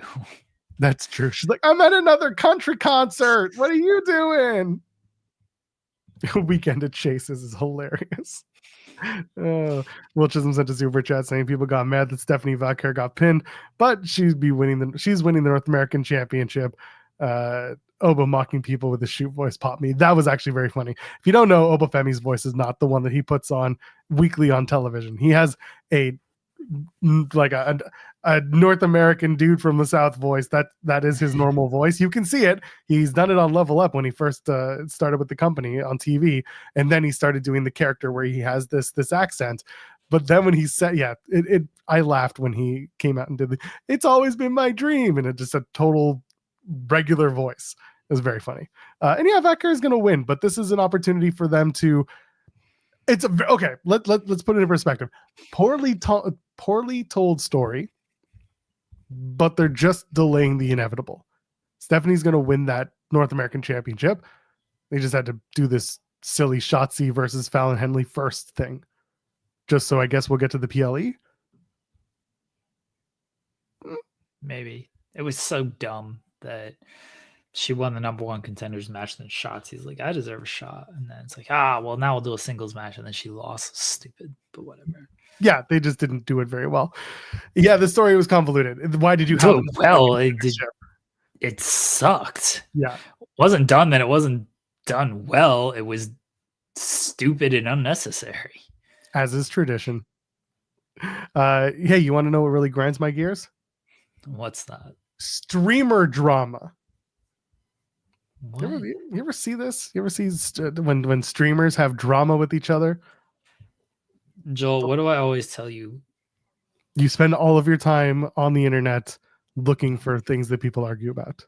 People think I'm online way more than I am. If it is not work related, I don't pay attention to this nonsense. So go ahead with whatever this drama is. Oh, I'm not actually there. I don't care. Nah, clearly you do. You brought it up. I brought it up because I think it's stupid. I think that people who... Okay, but you've got to at least say what it is. Just saying like streamer drama. Anyway, moving on. Are we getting streamers in I mean, some of them are actually getting in the ring now and having matches. So that's okay payoff. No, man. People are dumb. People who want to argue about who's being legitimate with their reactions and who cares about that stuff. Who cares? I don't care. I don't have time for people who sit like this to argue with each other about beating each other up when they've never fought in their lives or cared to or live near each other or live in different countries. It's fine. That's what I'm annoyed at. But I'm not annoyed to the point where I want to talk about it anymore. Grays, just shave your head. Feels like you're kind of annoyed. No, I'm really not, because there's no reason for me to care about people I don't know taking issue with how people do their jobs. But you brought it up, Joel. Like, no one asked you to bring it up.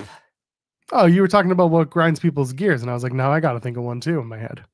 You didn't have to. Again, no one asked you to. Jeremy, in my head, Jeremy. Okay, but then you said it on air. Yeah, it's because I had to, because I mentioned that I have to. You didn't have to, though. But I did. That's the whole point of the conversation. And it doesn't feel like you had to. You decided to. You didn't have to. Jeremy, I've been up since 3 a.m. I don't know what I have to do anymore or what I should do. I get it. I get it. My side hurts and I have a collective 5 hours of sleep over 3 days. What do you want from me? Don't make excuses, Joel. I am making every god dang excuse I want to because I can. Don't make excuses. My excuse is you suck. I didn't make excuses for Wrestle Kingdom weekend. I showed up, did my job. No one cared, just worked harder. What's going on? I got a cracked rib and it hurts. That's what's going on. I'm in pain. Will Chisholm sent a super chat saying, do you think the way Asuka was booed in NXT by most, what does that say? By not taking a loss hurts women who come in like Julie and Stephanie because they want fans to have the same booking. I personally don't. I think you got to a point where you had Asuka at 500 something days and we were waiting for who was going to take it from her, and they just didn't do it. And I think that's what annoyed fans, at least annoyed me more than anything. People come in and expect some wrestlers to be unstoppable, but Julia came in and lost. Stephanie Vaquer has now lost a match or two. It happens. If fans want their favorites to only win, then good for them. That's a sports mentality. This is a legitimate sport mentality. Yeah. I don't know if you have anything to add. I don't think the way Asuka was booked has any effect on the way others are booked or how they feel about it. I think it's who you lose to. It's not losing. People weren't super upset about Julia losing to Roxanne. It's like, well, she lost an NXT title match. There's nothing wrong with that. She lost to the person who has been presented as the top female in NXT for almost 2 years now. And there's nothing wrong with that. Vaquer's a different story because she won the Fatal 4-Way to earn the shot, and then she just lost a singles match to Shotzi. And I don't think this is any knock on Shotzi, but it's where Shotzi's been positioned. I know she's been injured for a while, and I think that actually plays into it as well, is that Shotzi's been out and now she's just coming back and she's beating kind of the hot star that is come in here. After Vaquer pinned, we can't forget this, she pinned Roxanne in the tag team match, and they didn't really do a whole bunch of following up on that. So I don't think it's necessarily losing. It's who you lose to and when you lose to them. Julia losing to Roxanne in an NXT women's title match on her first PLE, or it wasn't PLE, it was the Chicago debut. It was the CW debut. No problem with that. Vaquer losing to Shotzi 1 week after earning a title shot after the way she'd been built and sort of protected. I see the issue with that. I do. I thought it was a curious decision myself. I was like, I don't know if I would have done that. And they did the schmaz finish where JC Jane gets involved. Both women beat her up, and then Fallon Henley takes out Stephanie Vaquer with the belt while, the referee's turn and Shotzi's got her back. Like they tried to make it make sense, but it just didn't need to be so convoluted and so silly. They could have just had Shotzi win a 4-way number one contendership match and Stephanie Vaquer continue winning matches and then call her shot. They could have done a plethora of other things, but instead of the having, Stephanie wins the 4-way, Shotzi pins the champ in a completely different match. So therefore the new number one contender and the person who happened to have pinned the champion in a 6-woman tag, they have to now have a singles match. That felt very silly. And then having Stephanie lose and making it look like she didn't actually, she didn't get bested. Instead, she got interfered with. Therefore, she got screwed. Now she's got to win her way back into it. It's convoluted. It's convoluted, and there's no reason for it. Yeah. Doesn't need to exist this way. Hey, AEW Dynamite tonight. Is there anything else we need to catch up on? I don't think so. You're gonna have to change this thumbnail. We spent like 2 minutes on Penta. What's the thumbnail? I don't know. You know what really grinds our... No, I'm not doing your that. Broken rib. Show an X-ray of your broken rib. I don't think they actually gave me the X-ray on my chart. So. Wow, you should have. Should have had the X-ray. Ah, well. What else could I use for a thumbnail? Let us know, chat. Let us know if you're watching the show after the fact. Be like, we talked about this for a while. Just not my broken rib. And remember, put broken rib in the chat. Someone put that's true. Just put ribs in the chat. Put your rib emojis. Ribs. Is the McRib back? The McRib is never gone, Jeremy. I feel like it is gone. For a limited time only, it will be back. I've never had the McRib. We're trying to get viewers, Grace. Yeah, there it is. Yeah, there are the ribs. Yeah, that's right. I've never had the McRib. I have not either. It never really interested me. I've always been like curious. I'm just like, yeah, what does this taste like? But then I've never, just I've never gotten it. Maybe I should. Just kind of fall back on what you know. It's partially that. It's also that like I don't go to fast food that often. If it's there, I'll go. But I've never been in the mood for like, I'm gonna go get this McRib. You know what they should have done? A McRib McGriddle. I would eat that. I don't know how that would work though. Like McRib's not like a breakfast, Yeah, it is. It's anytime. I mean, sure, you can't have ribs anytime. I guess so, but I don't know about a McRib McGriddle. I don't know about that. McRibble. That's what you call it. Ribble. McRibble. McGridrib. Grace says the McRib tastes like frozen ribs you buy at a grocery store. Not missing much. I figured it's not like great. It's McDonald's. Yeah, it ain't gourmet. It's McDonald's. Yeah. I do remember the McPizza. We actually had the McPizza discussion on this show before. We have. That is a fact. Yeah, that's true. Never had that either. McDonald's sells Krispy Kreme donuts now. Yours does. Yeah. The one near me does, yeah. The McCafe has whatever we call the McDots or something. The donut holes. Oh, okay. They call them a little something. Okay, now I'm going to go to dots? McDonald's website. This is stupid. Lil Holes? McHoles. McHoles? My McHoles. McCafe. Oh, they're called McPops. McPops. McPops. Sure. Little donut holes infused with stuff. Berry, white chocolate, hazelnut and cocoa. Pop. That's right. No McPop. That's what I want. Oh, the water at McDonald's. Oh, it tastes like ice. But like dirty water. I get the sweet tea. I always get the sweet tea. I never get ice in my drink if I can help it. I always say like light ice because they'll overdo the hell out of the ice. Yeah, I don't want that heavy ice. Yeah. Obviously if I go in, I can, choose your own ice adventure, but choose your own ice adventure, he says. If you're going for the if you're going through the drive-through, you gotta say the light ice. See, I can't wait until we get to the nice weather again here, because then I can walk up to the McDonald's like up the street on a nice evening, put the kid down for the night, go for a walk, go up to the nation's food store, and then get to the McDonald's and get some good food on the way home or on the walk. Get a milkshake, get a triple thick milkshake. They get to have good milkshakes. Yeah, when the machine works, it's great. Yeah. We got an Arby's right next to the McDonald's. Oh, you still have Arby's? I forget how good Arby's is until I actually go to it. It's just expensive now. That's the problem. Yeah. I don't get it often or anything, but is it true that they have the meats? I don't know. Do they still do? I mean, allegedly they have meats. Yeah.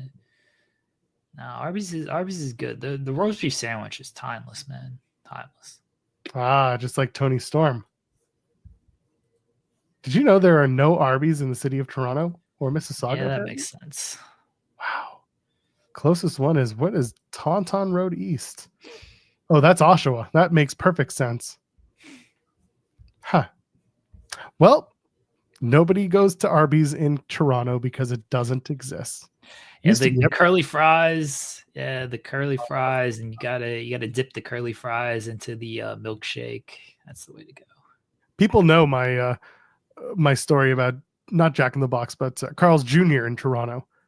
The 3 stores that all got closed at the same time because the franchisee did something they weren't supposed to do. I don't know what it was, but whatever they did, they got their 3 stores just shut down. No. Carl's Jr. in Toronto was pretty good. They had some good food there. They're gone. Now I'm sad. There's an AEW across the street. It's okay. You've been to that AEW? I have. They didn't have like I wanted a hot dog. Yeah, that's right. They looked at you like you were crazy trying to order the damn hot dog. Yeah. No, like, you don't. Why can't I get this? Because they're out. They were. I don't even think they were out of the dogs. I think they said they were out of the buns. Yeah, they didn't have the buns. Which made it even funnier because I think you could have been like, so do the hot dog, chop it in two, and put it in a hamburger bun.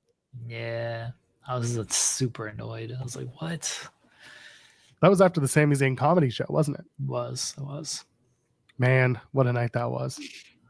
Couldn't tell you about it because I didn't have my phone. I was very mad I didn't get picked to go on stage to cut a promo. Yeah, you almost did it twice just to get your way. Yeah, I wanted to. Next time. AEW Dynamite, shall we? What's the theme? What's the theme for Dynamite tonight? I think it's Maximum Overhaul. I know, but like, chat, let us know what theme song I should sing to turn into a short for this weekend. What's a theme song gonna be for AEW Dynamite intro? Because last week we didn't get, so excited. Sadly excited is how we felt. It's the CEO theme. Bare minimum carnage is hilarious. If nobody gets murked on this show, I'm calling it bare minimum carnage for the next little while. Ronald McDonald. That's the theme. Bring Me to Life by Evanescence. Spice Up Your Life. Oh, I was wondering what was Bring Me to Life. Okay, the Evanescence song. Okay. Yeah.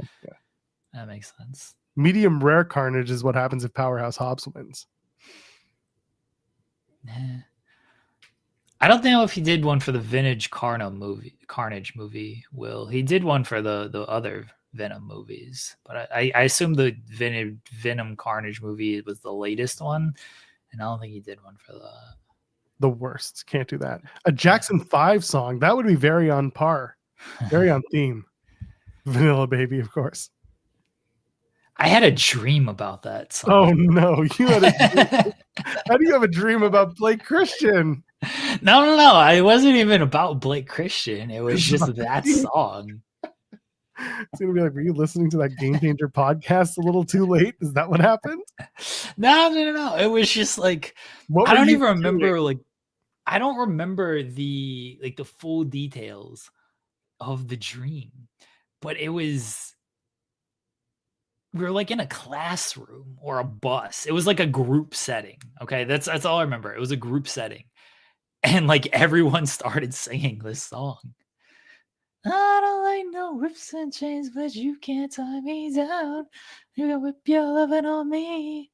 Whip your lovin' on me. And then like everybody comes in off of I'm a killer, baby. I choke it. Wait, I screwed it up. Hold on. Let me go back. All right.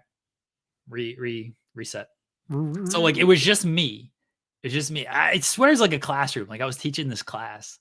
And it's like, I don't like no whips and chains, but you can't tie me down. But you can whip your lovin' on me. Whip your lovin' on me. And like the whole classroom comes in. It's like, I'm vanilla, baby. I'll choke you, but I ain't no killer, baby. She's 28 telling me she's still a baby. I get love in Detroit like Skilla, baby. And like the whole class just like singing this song. That was it. That was the whole dream. I think it'd be very funny if I get a message from your wife right now, just being like, he was also saying it in his sleep. Very possible. It'd be very funny. It's just like, baby. My wife tells me what I try to do in my sleep, and I have no recollection of it. I was like, yeah, that sounds like me. It's the class of Vanilla Baby. Moon Dance would be a hilarious theme for tonight. I don't know that song. What is that? It's a marvelous night for a moon dance. That's Van Morrison. I don't know.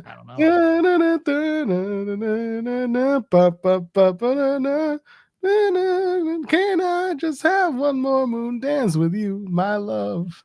I had to do that song for months on a cruise ship. It sucked. Okay, wait, do it again. This will be the short. We'll nope. have Joel. Yeah. Well, you've already done enough to where I can like cut it and it'll be fine. That's true. It would be very funny if you did. Yeah. All right. That's the short, everybody. All right, we ruined Joel it. Maximum overdrive. Yeah. All right, fine. Glad we got through this. Well, there are matches for tonight's show. Yeah, who cares? That's true. Ricochet's going to speak. Think he'll still have the blood on his hands from the attack on Swerve? No, because he wrestled last week. So. Did he? No. Yeah, he's in the Casino Gauntlet. Pay attention. Watch the show. No, I can't be bothered. He should put the I shirt. hope he just comes out. I hope he just comes out like just with a pair of scissors and just goes. And then just leaves. That's it. That'd be the perfect Ricochet program. Yeah, that's all of it. Hook takes on Christian Cage. I think the best idea that I read coming out of this was that Hook beats Christian Cage, takes the contract for the AEW World Championship shot, and eats it, and therefore the title shot is null and void. Hook eating paper. That's it. So Hook beats Christian Cage, right? Yes. Yeah. And then he takes the contract and he's eating his chips and he's eating his contract and right. He's like, fuck you. That's it. He takes them and he cuts them into Dorito-sized pieces. And, Christian's gonna win this match. You know that, right? Like Christian's gonna win, and then Christian should win the title tonight. That's where I'm at. Just have Christian win. That's fine. Let's go. Hurt Syndicate, that includes MVP, making his AEW wrestling debut. They're going to take on Private Party and Mark Briscoe. This is a match that I'm looking forward to because I think a lot of people, I don't think a lot of people, but I think that there are some people who don't realize that MVP can also still go. And these three guys in Hurt Syndicate have a lot of got a lot of prestige behind them, a lot of titles and a lot of years behind them in this business. So going up against a team like Private Party and Mark Briscoe, there's a recipe. I don't think it'll be a long match, unfortunately, but it'll be a good match. It's gonna rule because Private Party's gonna do all their flip stuff, and Bobby Lashley's gonna be fuck this, and he's gonna toss him around, and Shelton's just gonna toss him around. It's gonna be great. I think they're actually gonna 50-50 throughout. There's 60-40 this match. Maybe. I wouldn't do that. I would love to see Hurt Syndicate like just beat the shit out of these three guys, but just go with the Hurt Syndicate at this point. Sorry to Private Party, like you won the titles, cool. They ain't got that much stock in you after this title victory. Where clearly the Hurt Syndicate they're putting a lot into. So I would just have the Hurt Syndicate kill these dudes. Put the tag and trios titles on the Hurt Syndicate. Well, they got to find those trios titles first. Yeah, I saw that on Saturday. They didn't wear those damn trios titles either. Did they leave them in the Longhorns? What's going on? It's not like we don't fully know where those trios titles are. They somewhere. They exist in a glass case of emotion. Maybe. The AEW Women's Casino Gauntlet is tonight. First entrant is Chris Statlander. Is Toni Storm going to be there, and is she going to win? I think so. That would be the logical conclusion is Toni Storm wins this match. I think Toni Storm's got to come in like last for whatever the however many people are in this match. And then she's just got to kind of get a roll-up victory or something because, she's a rookie still. And it's, can't believe this plucky underdog Toni Storm did it. They say the Casino Gauntlet, the benefit is to be number one, but like it's not fully true. Like, you kind of want to be a little bit later in the thing. So I think Chris starts with. I'm trying to think who like is a good person who can kind of like Thunder Rosa. Nah, Tony's not Pen Thunder Rosa. Oh, you think that Toni would come in third and win?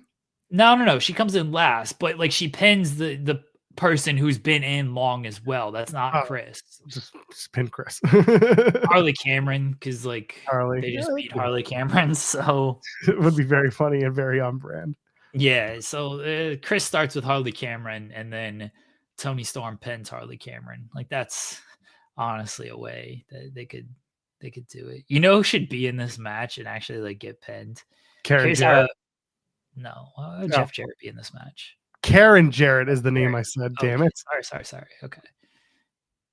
Karen Jarrett in the match would actually rule. I'm actually for that, but give her a guitar. No, it should happen.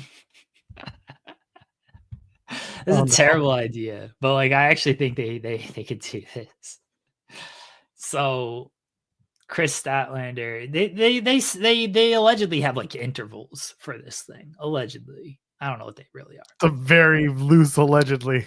Yeah, but like Chris Statlander kind of clears the ring or whatever. She's like standing tall or whatever or anything. And then Camille's music hits, right?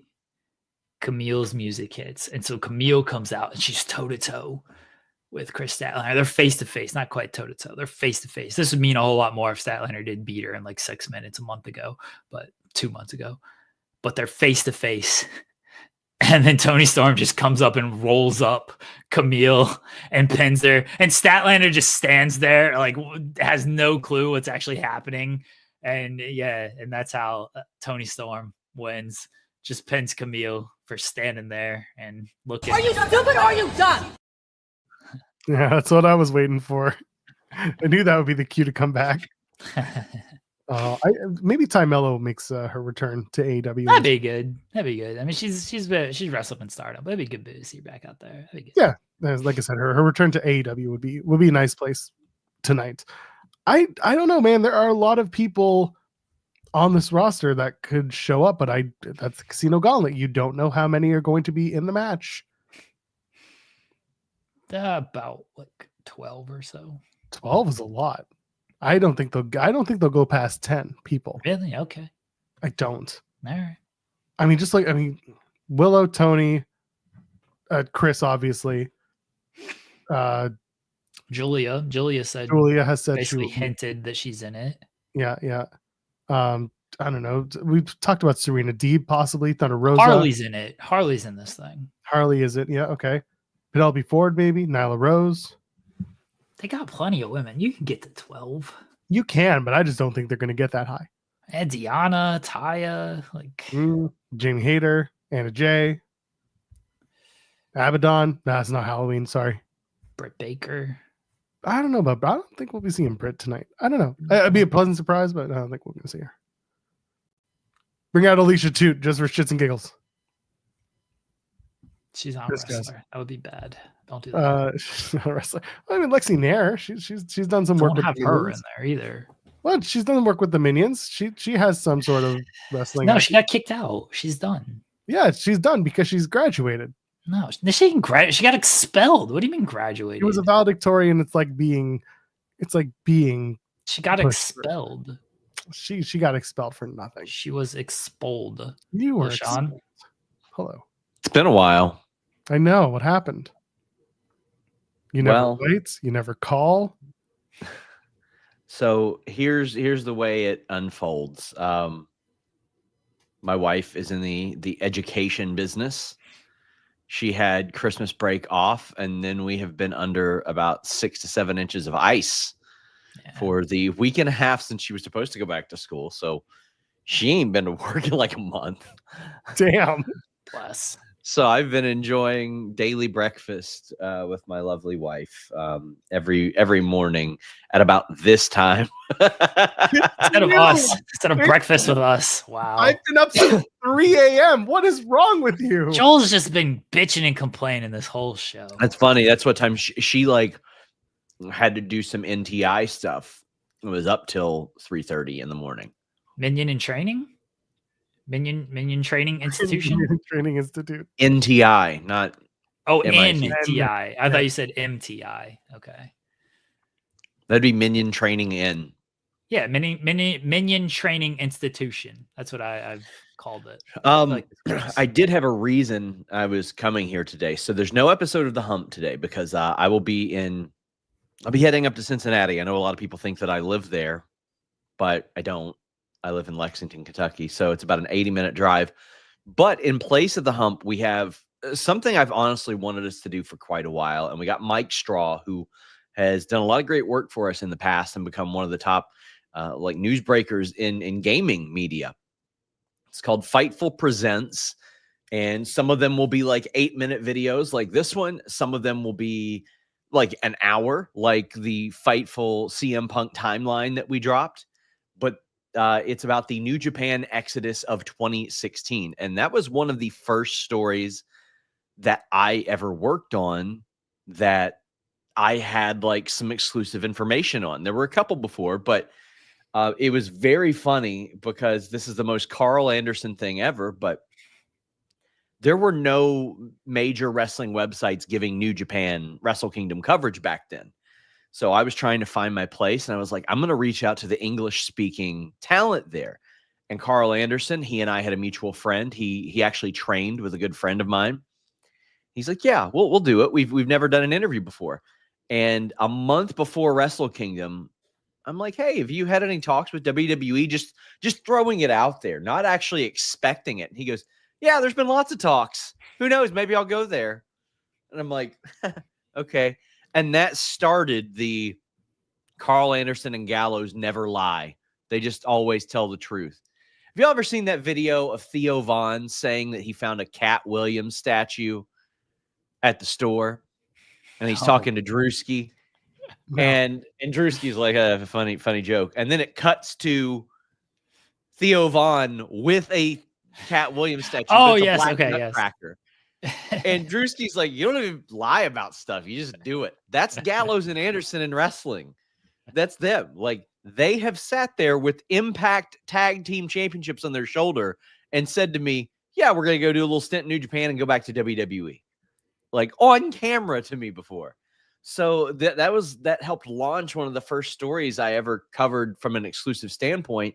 And I got to say, that early 2016 period, that's what got me hooked on contract stuff. That's what got me to be like, that's what I want to specialize in. I want to find out when people's deals are up, where they're going, how they signed, all that stuff. And Mike Straw did a wonderful job on that. But I had reposted our CM Punk timeline video from a year ago on Twitter, and it did like hundreds of thousands of views. And I was like, okay, let's dip into this more. Now, I know that the algorithm doesn't favor us because of all the interviews and live streams and stuff, but we're gonna put a little bit into this. We're gonna release it on multiple platforms. Early access for tier 2 members of Fightful Select.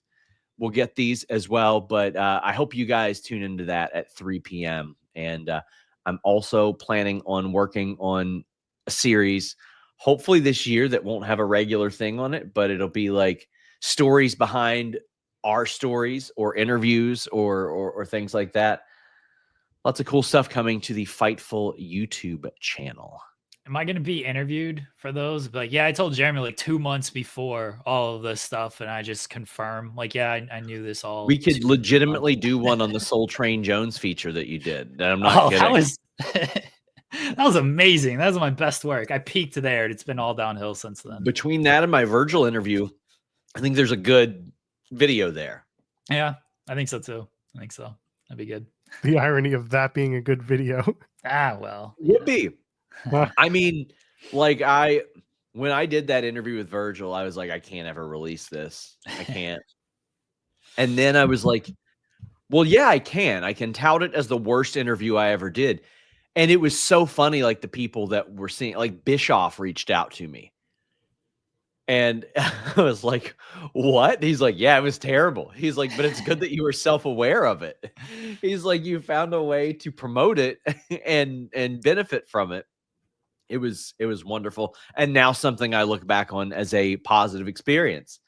I've told this story before, but like the first in-person interview I did with MJF, we are trying to find a place to do the interview.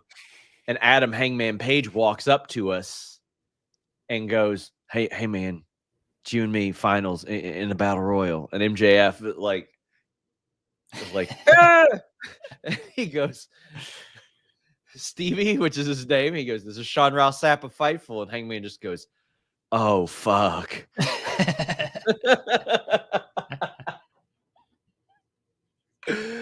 Oh, man. But there's going to be a lot of stuff like that. Like, we're going to do a lot of cool stuff on our YouTube channel that maybe we haven't done in the past, and I feel like would help us grow a little bit more than just live streams and interviews. We want to do it all, by God.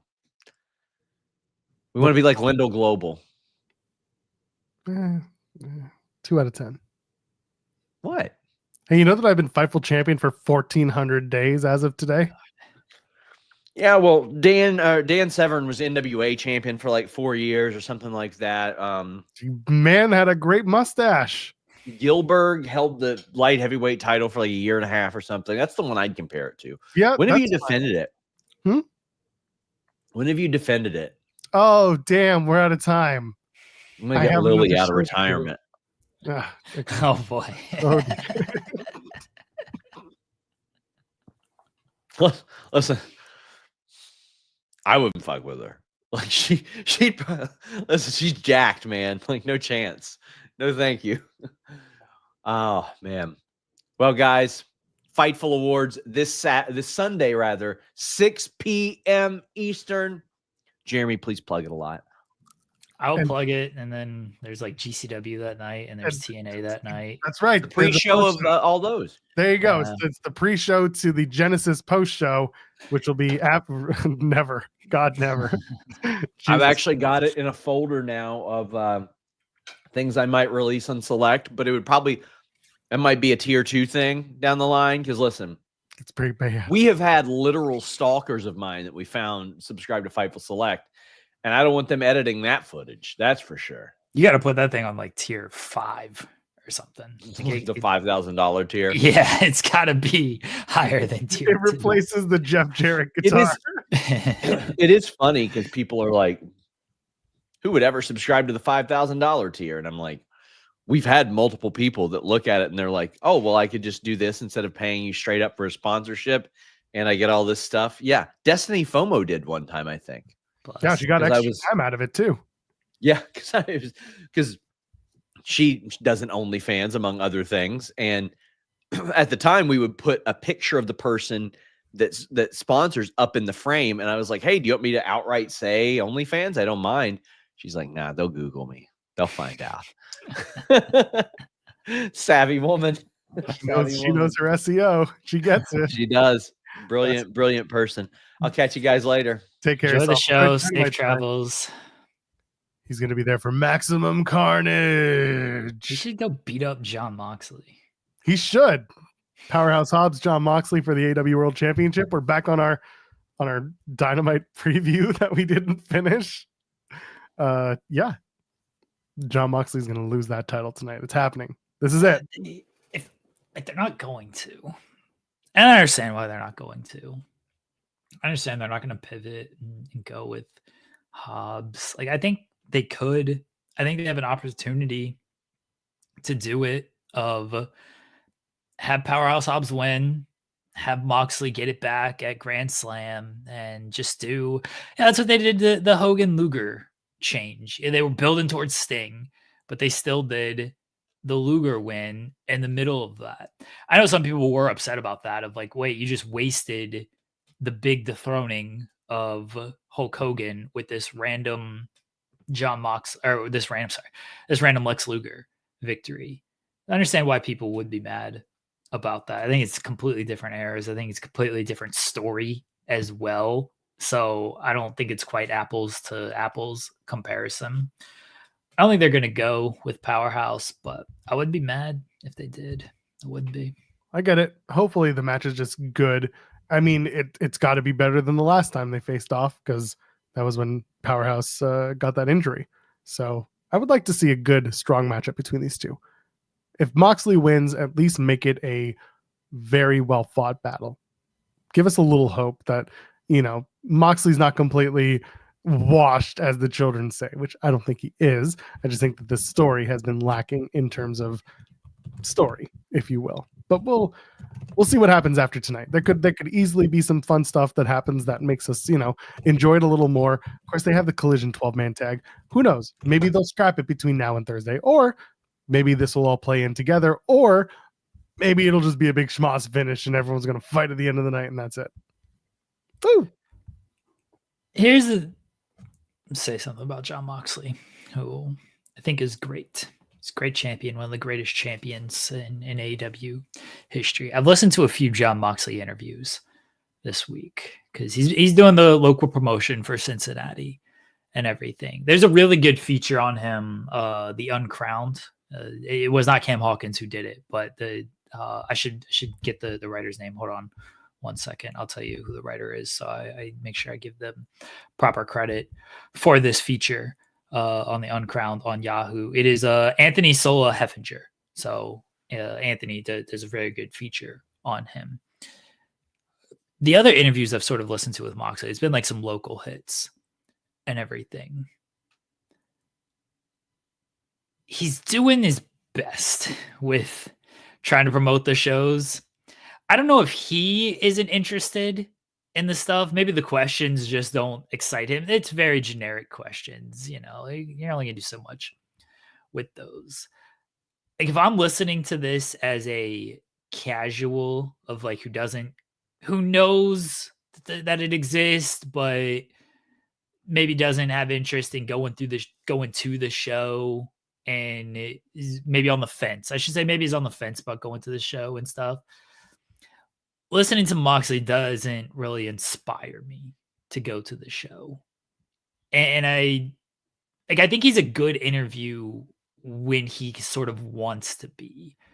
So the Uncrowned feature, that's obviously in a written form, but he gives a lot of really good answers and a lot of strong answers in that. And the questions, I assume, are very wrestling centric, where in the local spots, it's just like, hey, what can fans expect? Hey, you're defending the title. And it's just like, all right.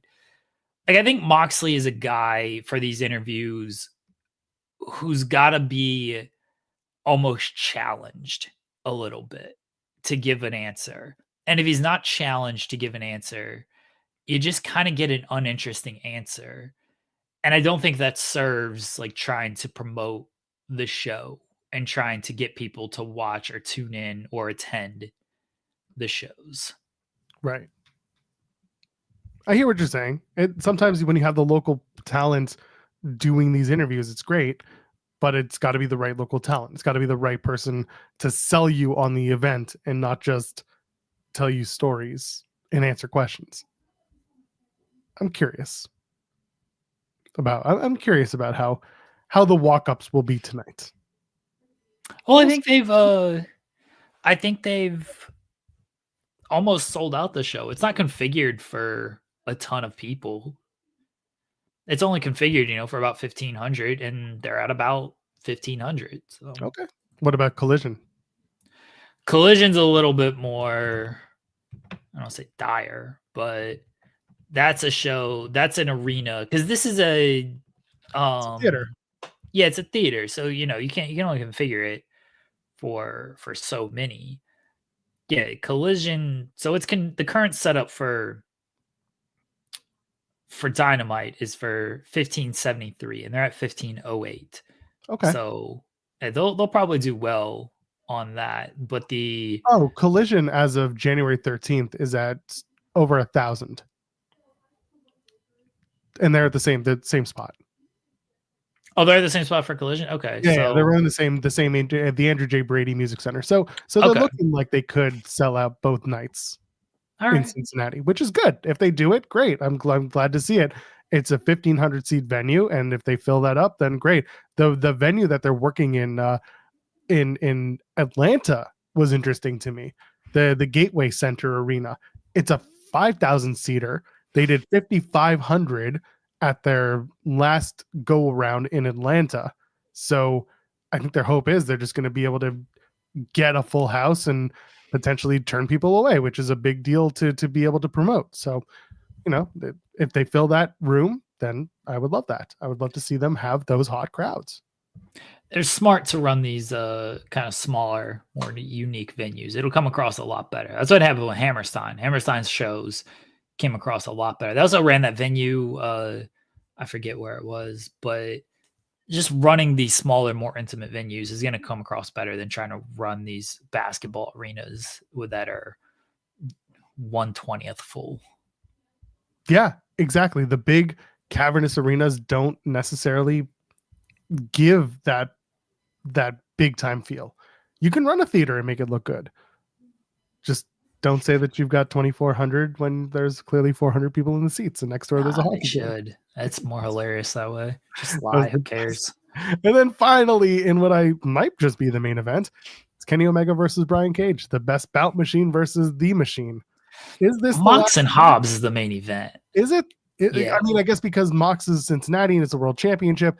That's the thing. There are those two matches are pretty easy to put as either the last match of the night. Casino Gauntlet, I kind of thought for a second you could, but I think That's the middle. two, yeah, that it could open up the night actually. Nah, Kenny's opening. You think Kenny's opening? It's Yeah. pretty hot open. I could do with that. Yeah. It's going to be Hook and Christian Cage opening. You just know it. Nah, I'd open with Kenny. Signal! It's Hook. That's good enough for them. I'd open with Kenny, and that'd be the big return and everything. I think Mox closes because you're probably going to do the big brawl at the end, to promote the 12-man. So yeah, I'd open with Kenny though. Go ahead and immediately tell people like, hey, here's the greatest wrestler in the company, and he's wrestling right now in his first AEW match since December 2023. Sure, I would do that, and then the Casino Gauntlet women's Casino Gauntlet would be the crossover. Yeah, or the 6-man with the Hurt Syndicate, because again, I'm hung up on the fact that it's those three dudes. It's Shelton, Bobby, and MVP looking like $1 million. Yeah, but women, the Casino Gauntlet women's match has got to be the crossover. Yeah, that's fair. That's a hot match. People have been waiting for that match to happen. So I can see it being the crossover. And that's why I was also like, you could open with it, but or main event with it. But the world title being the last match, Kenny Omega being the opener, that makes sense. I would stick with that. All right, we got anything else to talk about? I don't think so. We covered it. We're back on Friday. Anything to plug? No. Perfect. The Fightful Awards this Sunday, 6 p.m. Eastern. Watch the Fightful Awards and then watch GCW and TNA. Are you doing a TNA post show this week? Like Thursday? Yeah. No, yeah, I know that, but you doing a post show for Genesis? Yeah, it's a pay-per-view. Whenever there's a pay-per-view, that's 100. Yeah, that's a traditional pay-per-view. I don't know. Whenever it's you gotta buy it pay-per-view, we do that, and Jensen joins us for those shows. Oh, okay. Yeah, when it's a TNA Plus event, we kind of play it by ear based on the card and the importance of the act. If either of us wants to stay up on a Friday night past 10 o'clock. I don't know. Beats me. Listen, the fact that TNA is running a pay-per-view on a Sunday already makes me upset, but that's different. Same. Big time same. Just we're past that. There's no days off. That's someone else. But there's not. There's no days off. Never. Like Sunday can at least, kind of be a day off some weeks. Because otherwise there's always something. Sunday, especially since WWE's moved to the Saturday shows, like, oh, okay, this might be an actual night off, and now it's not. So I don't appreciate GCW or TNA running on Sunday. I mean, I'm assuming they're doing it because of football. There's Commanders and Lions is the Sunday games are early. And I don't think there's the Sunday time game. Sunday game the latest start is 6:30 Eastern. That sucks. It does. It does, but I'm saying that's probably why they're not doing a Saturday pay-per-view. Cowardly. Just go up against football. Who cares? I think they should have. Allegedly, they've got more people in that Curtis Caldwell Center for Genesis than Ring of Honor did for Final Battle a couple of years ago. So good for TNA. Sure. I'm going to go do a preview with SB3 in about a half hour, 105 Eastern over on True Heel Heat. Go check that out. Enjoy. I'll do my best. You know who I am. You know who he is. We're back Friday, 10 a.m. Eastern, talking about everything, including Maximum Carnage. For Jeremy Lambert, I'm Actual Pearl. My cat is friggin' just having a conniption out here. All right. Wasn't sure what we were waiting for there. She wants in so bad. Ladies, gentlemen, friends beyond the binary. Matthew Hook says Omega was announced as the opening match. There you go. That's perfect. Now we know. So you were right. For once, Jeremy got it right. Always correct. Use the hashtag Joel is wrong. Thumbs up in the chat. Subscribe to the channel. We'll see you on Friday. Ladies and gentlemen, friends beyond the binary. Take care.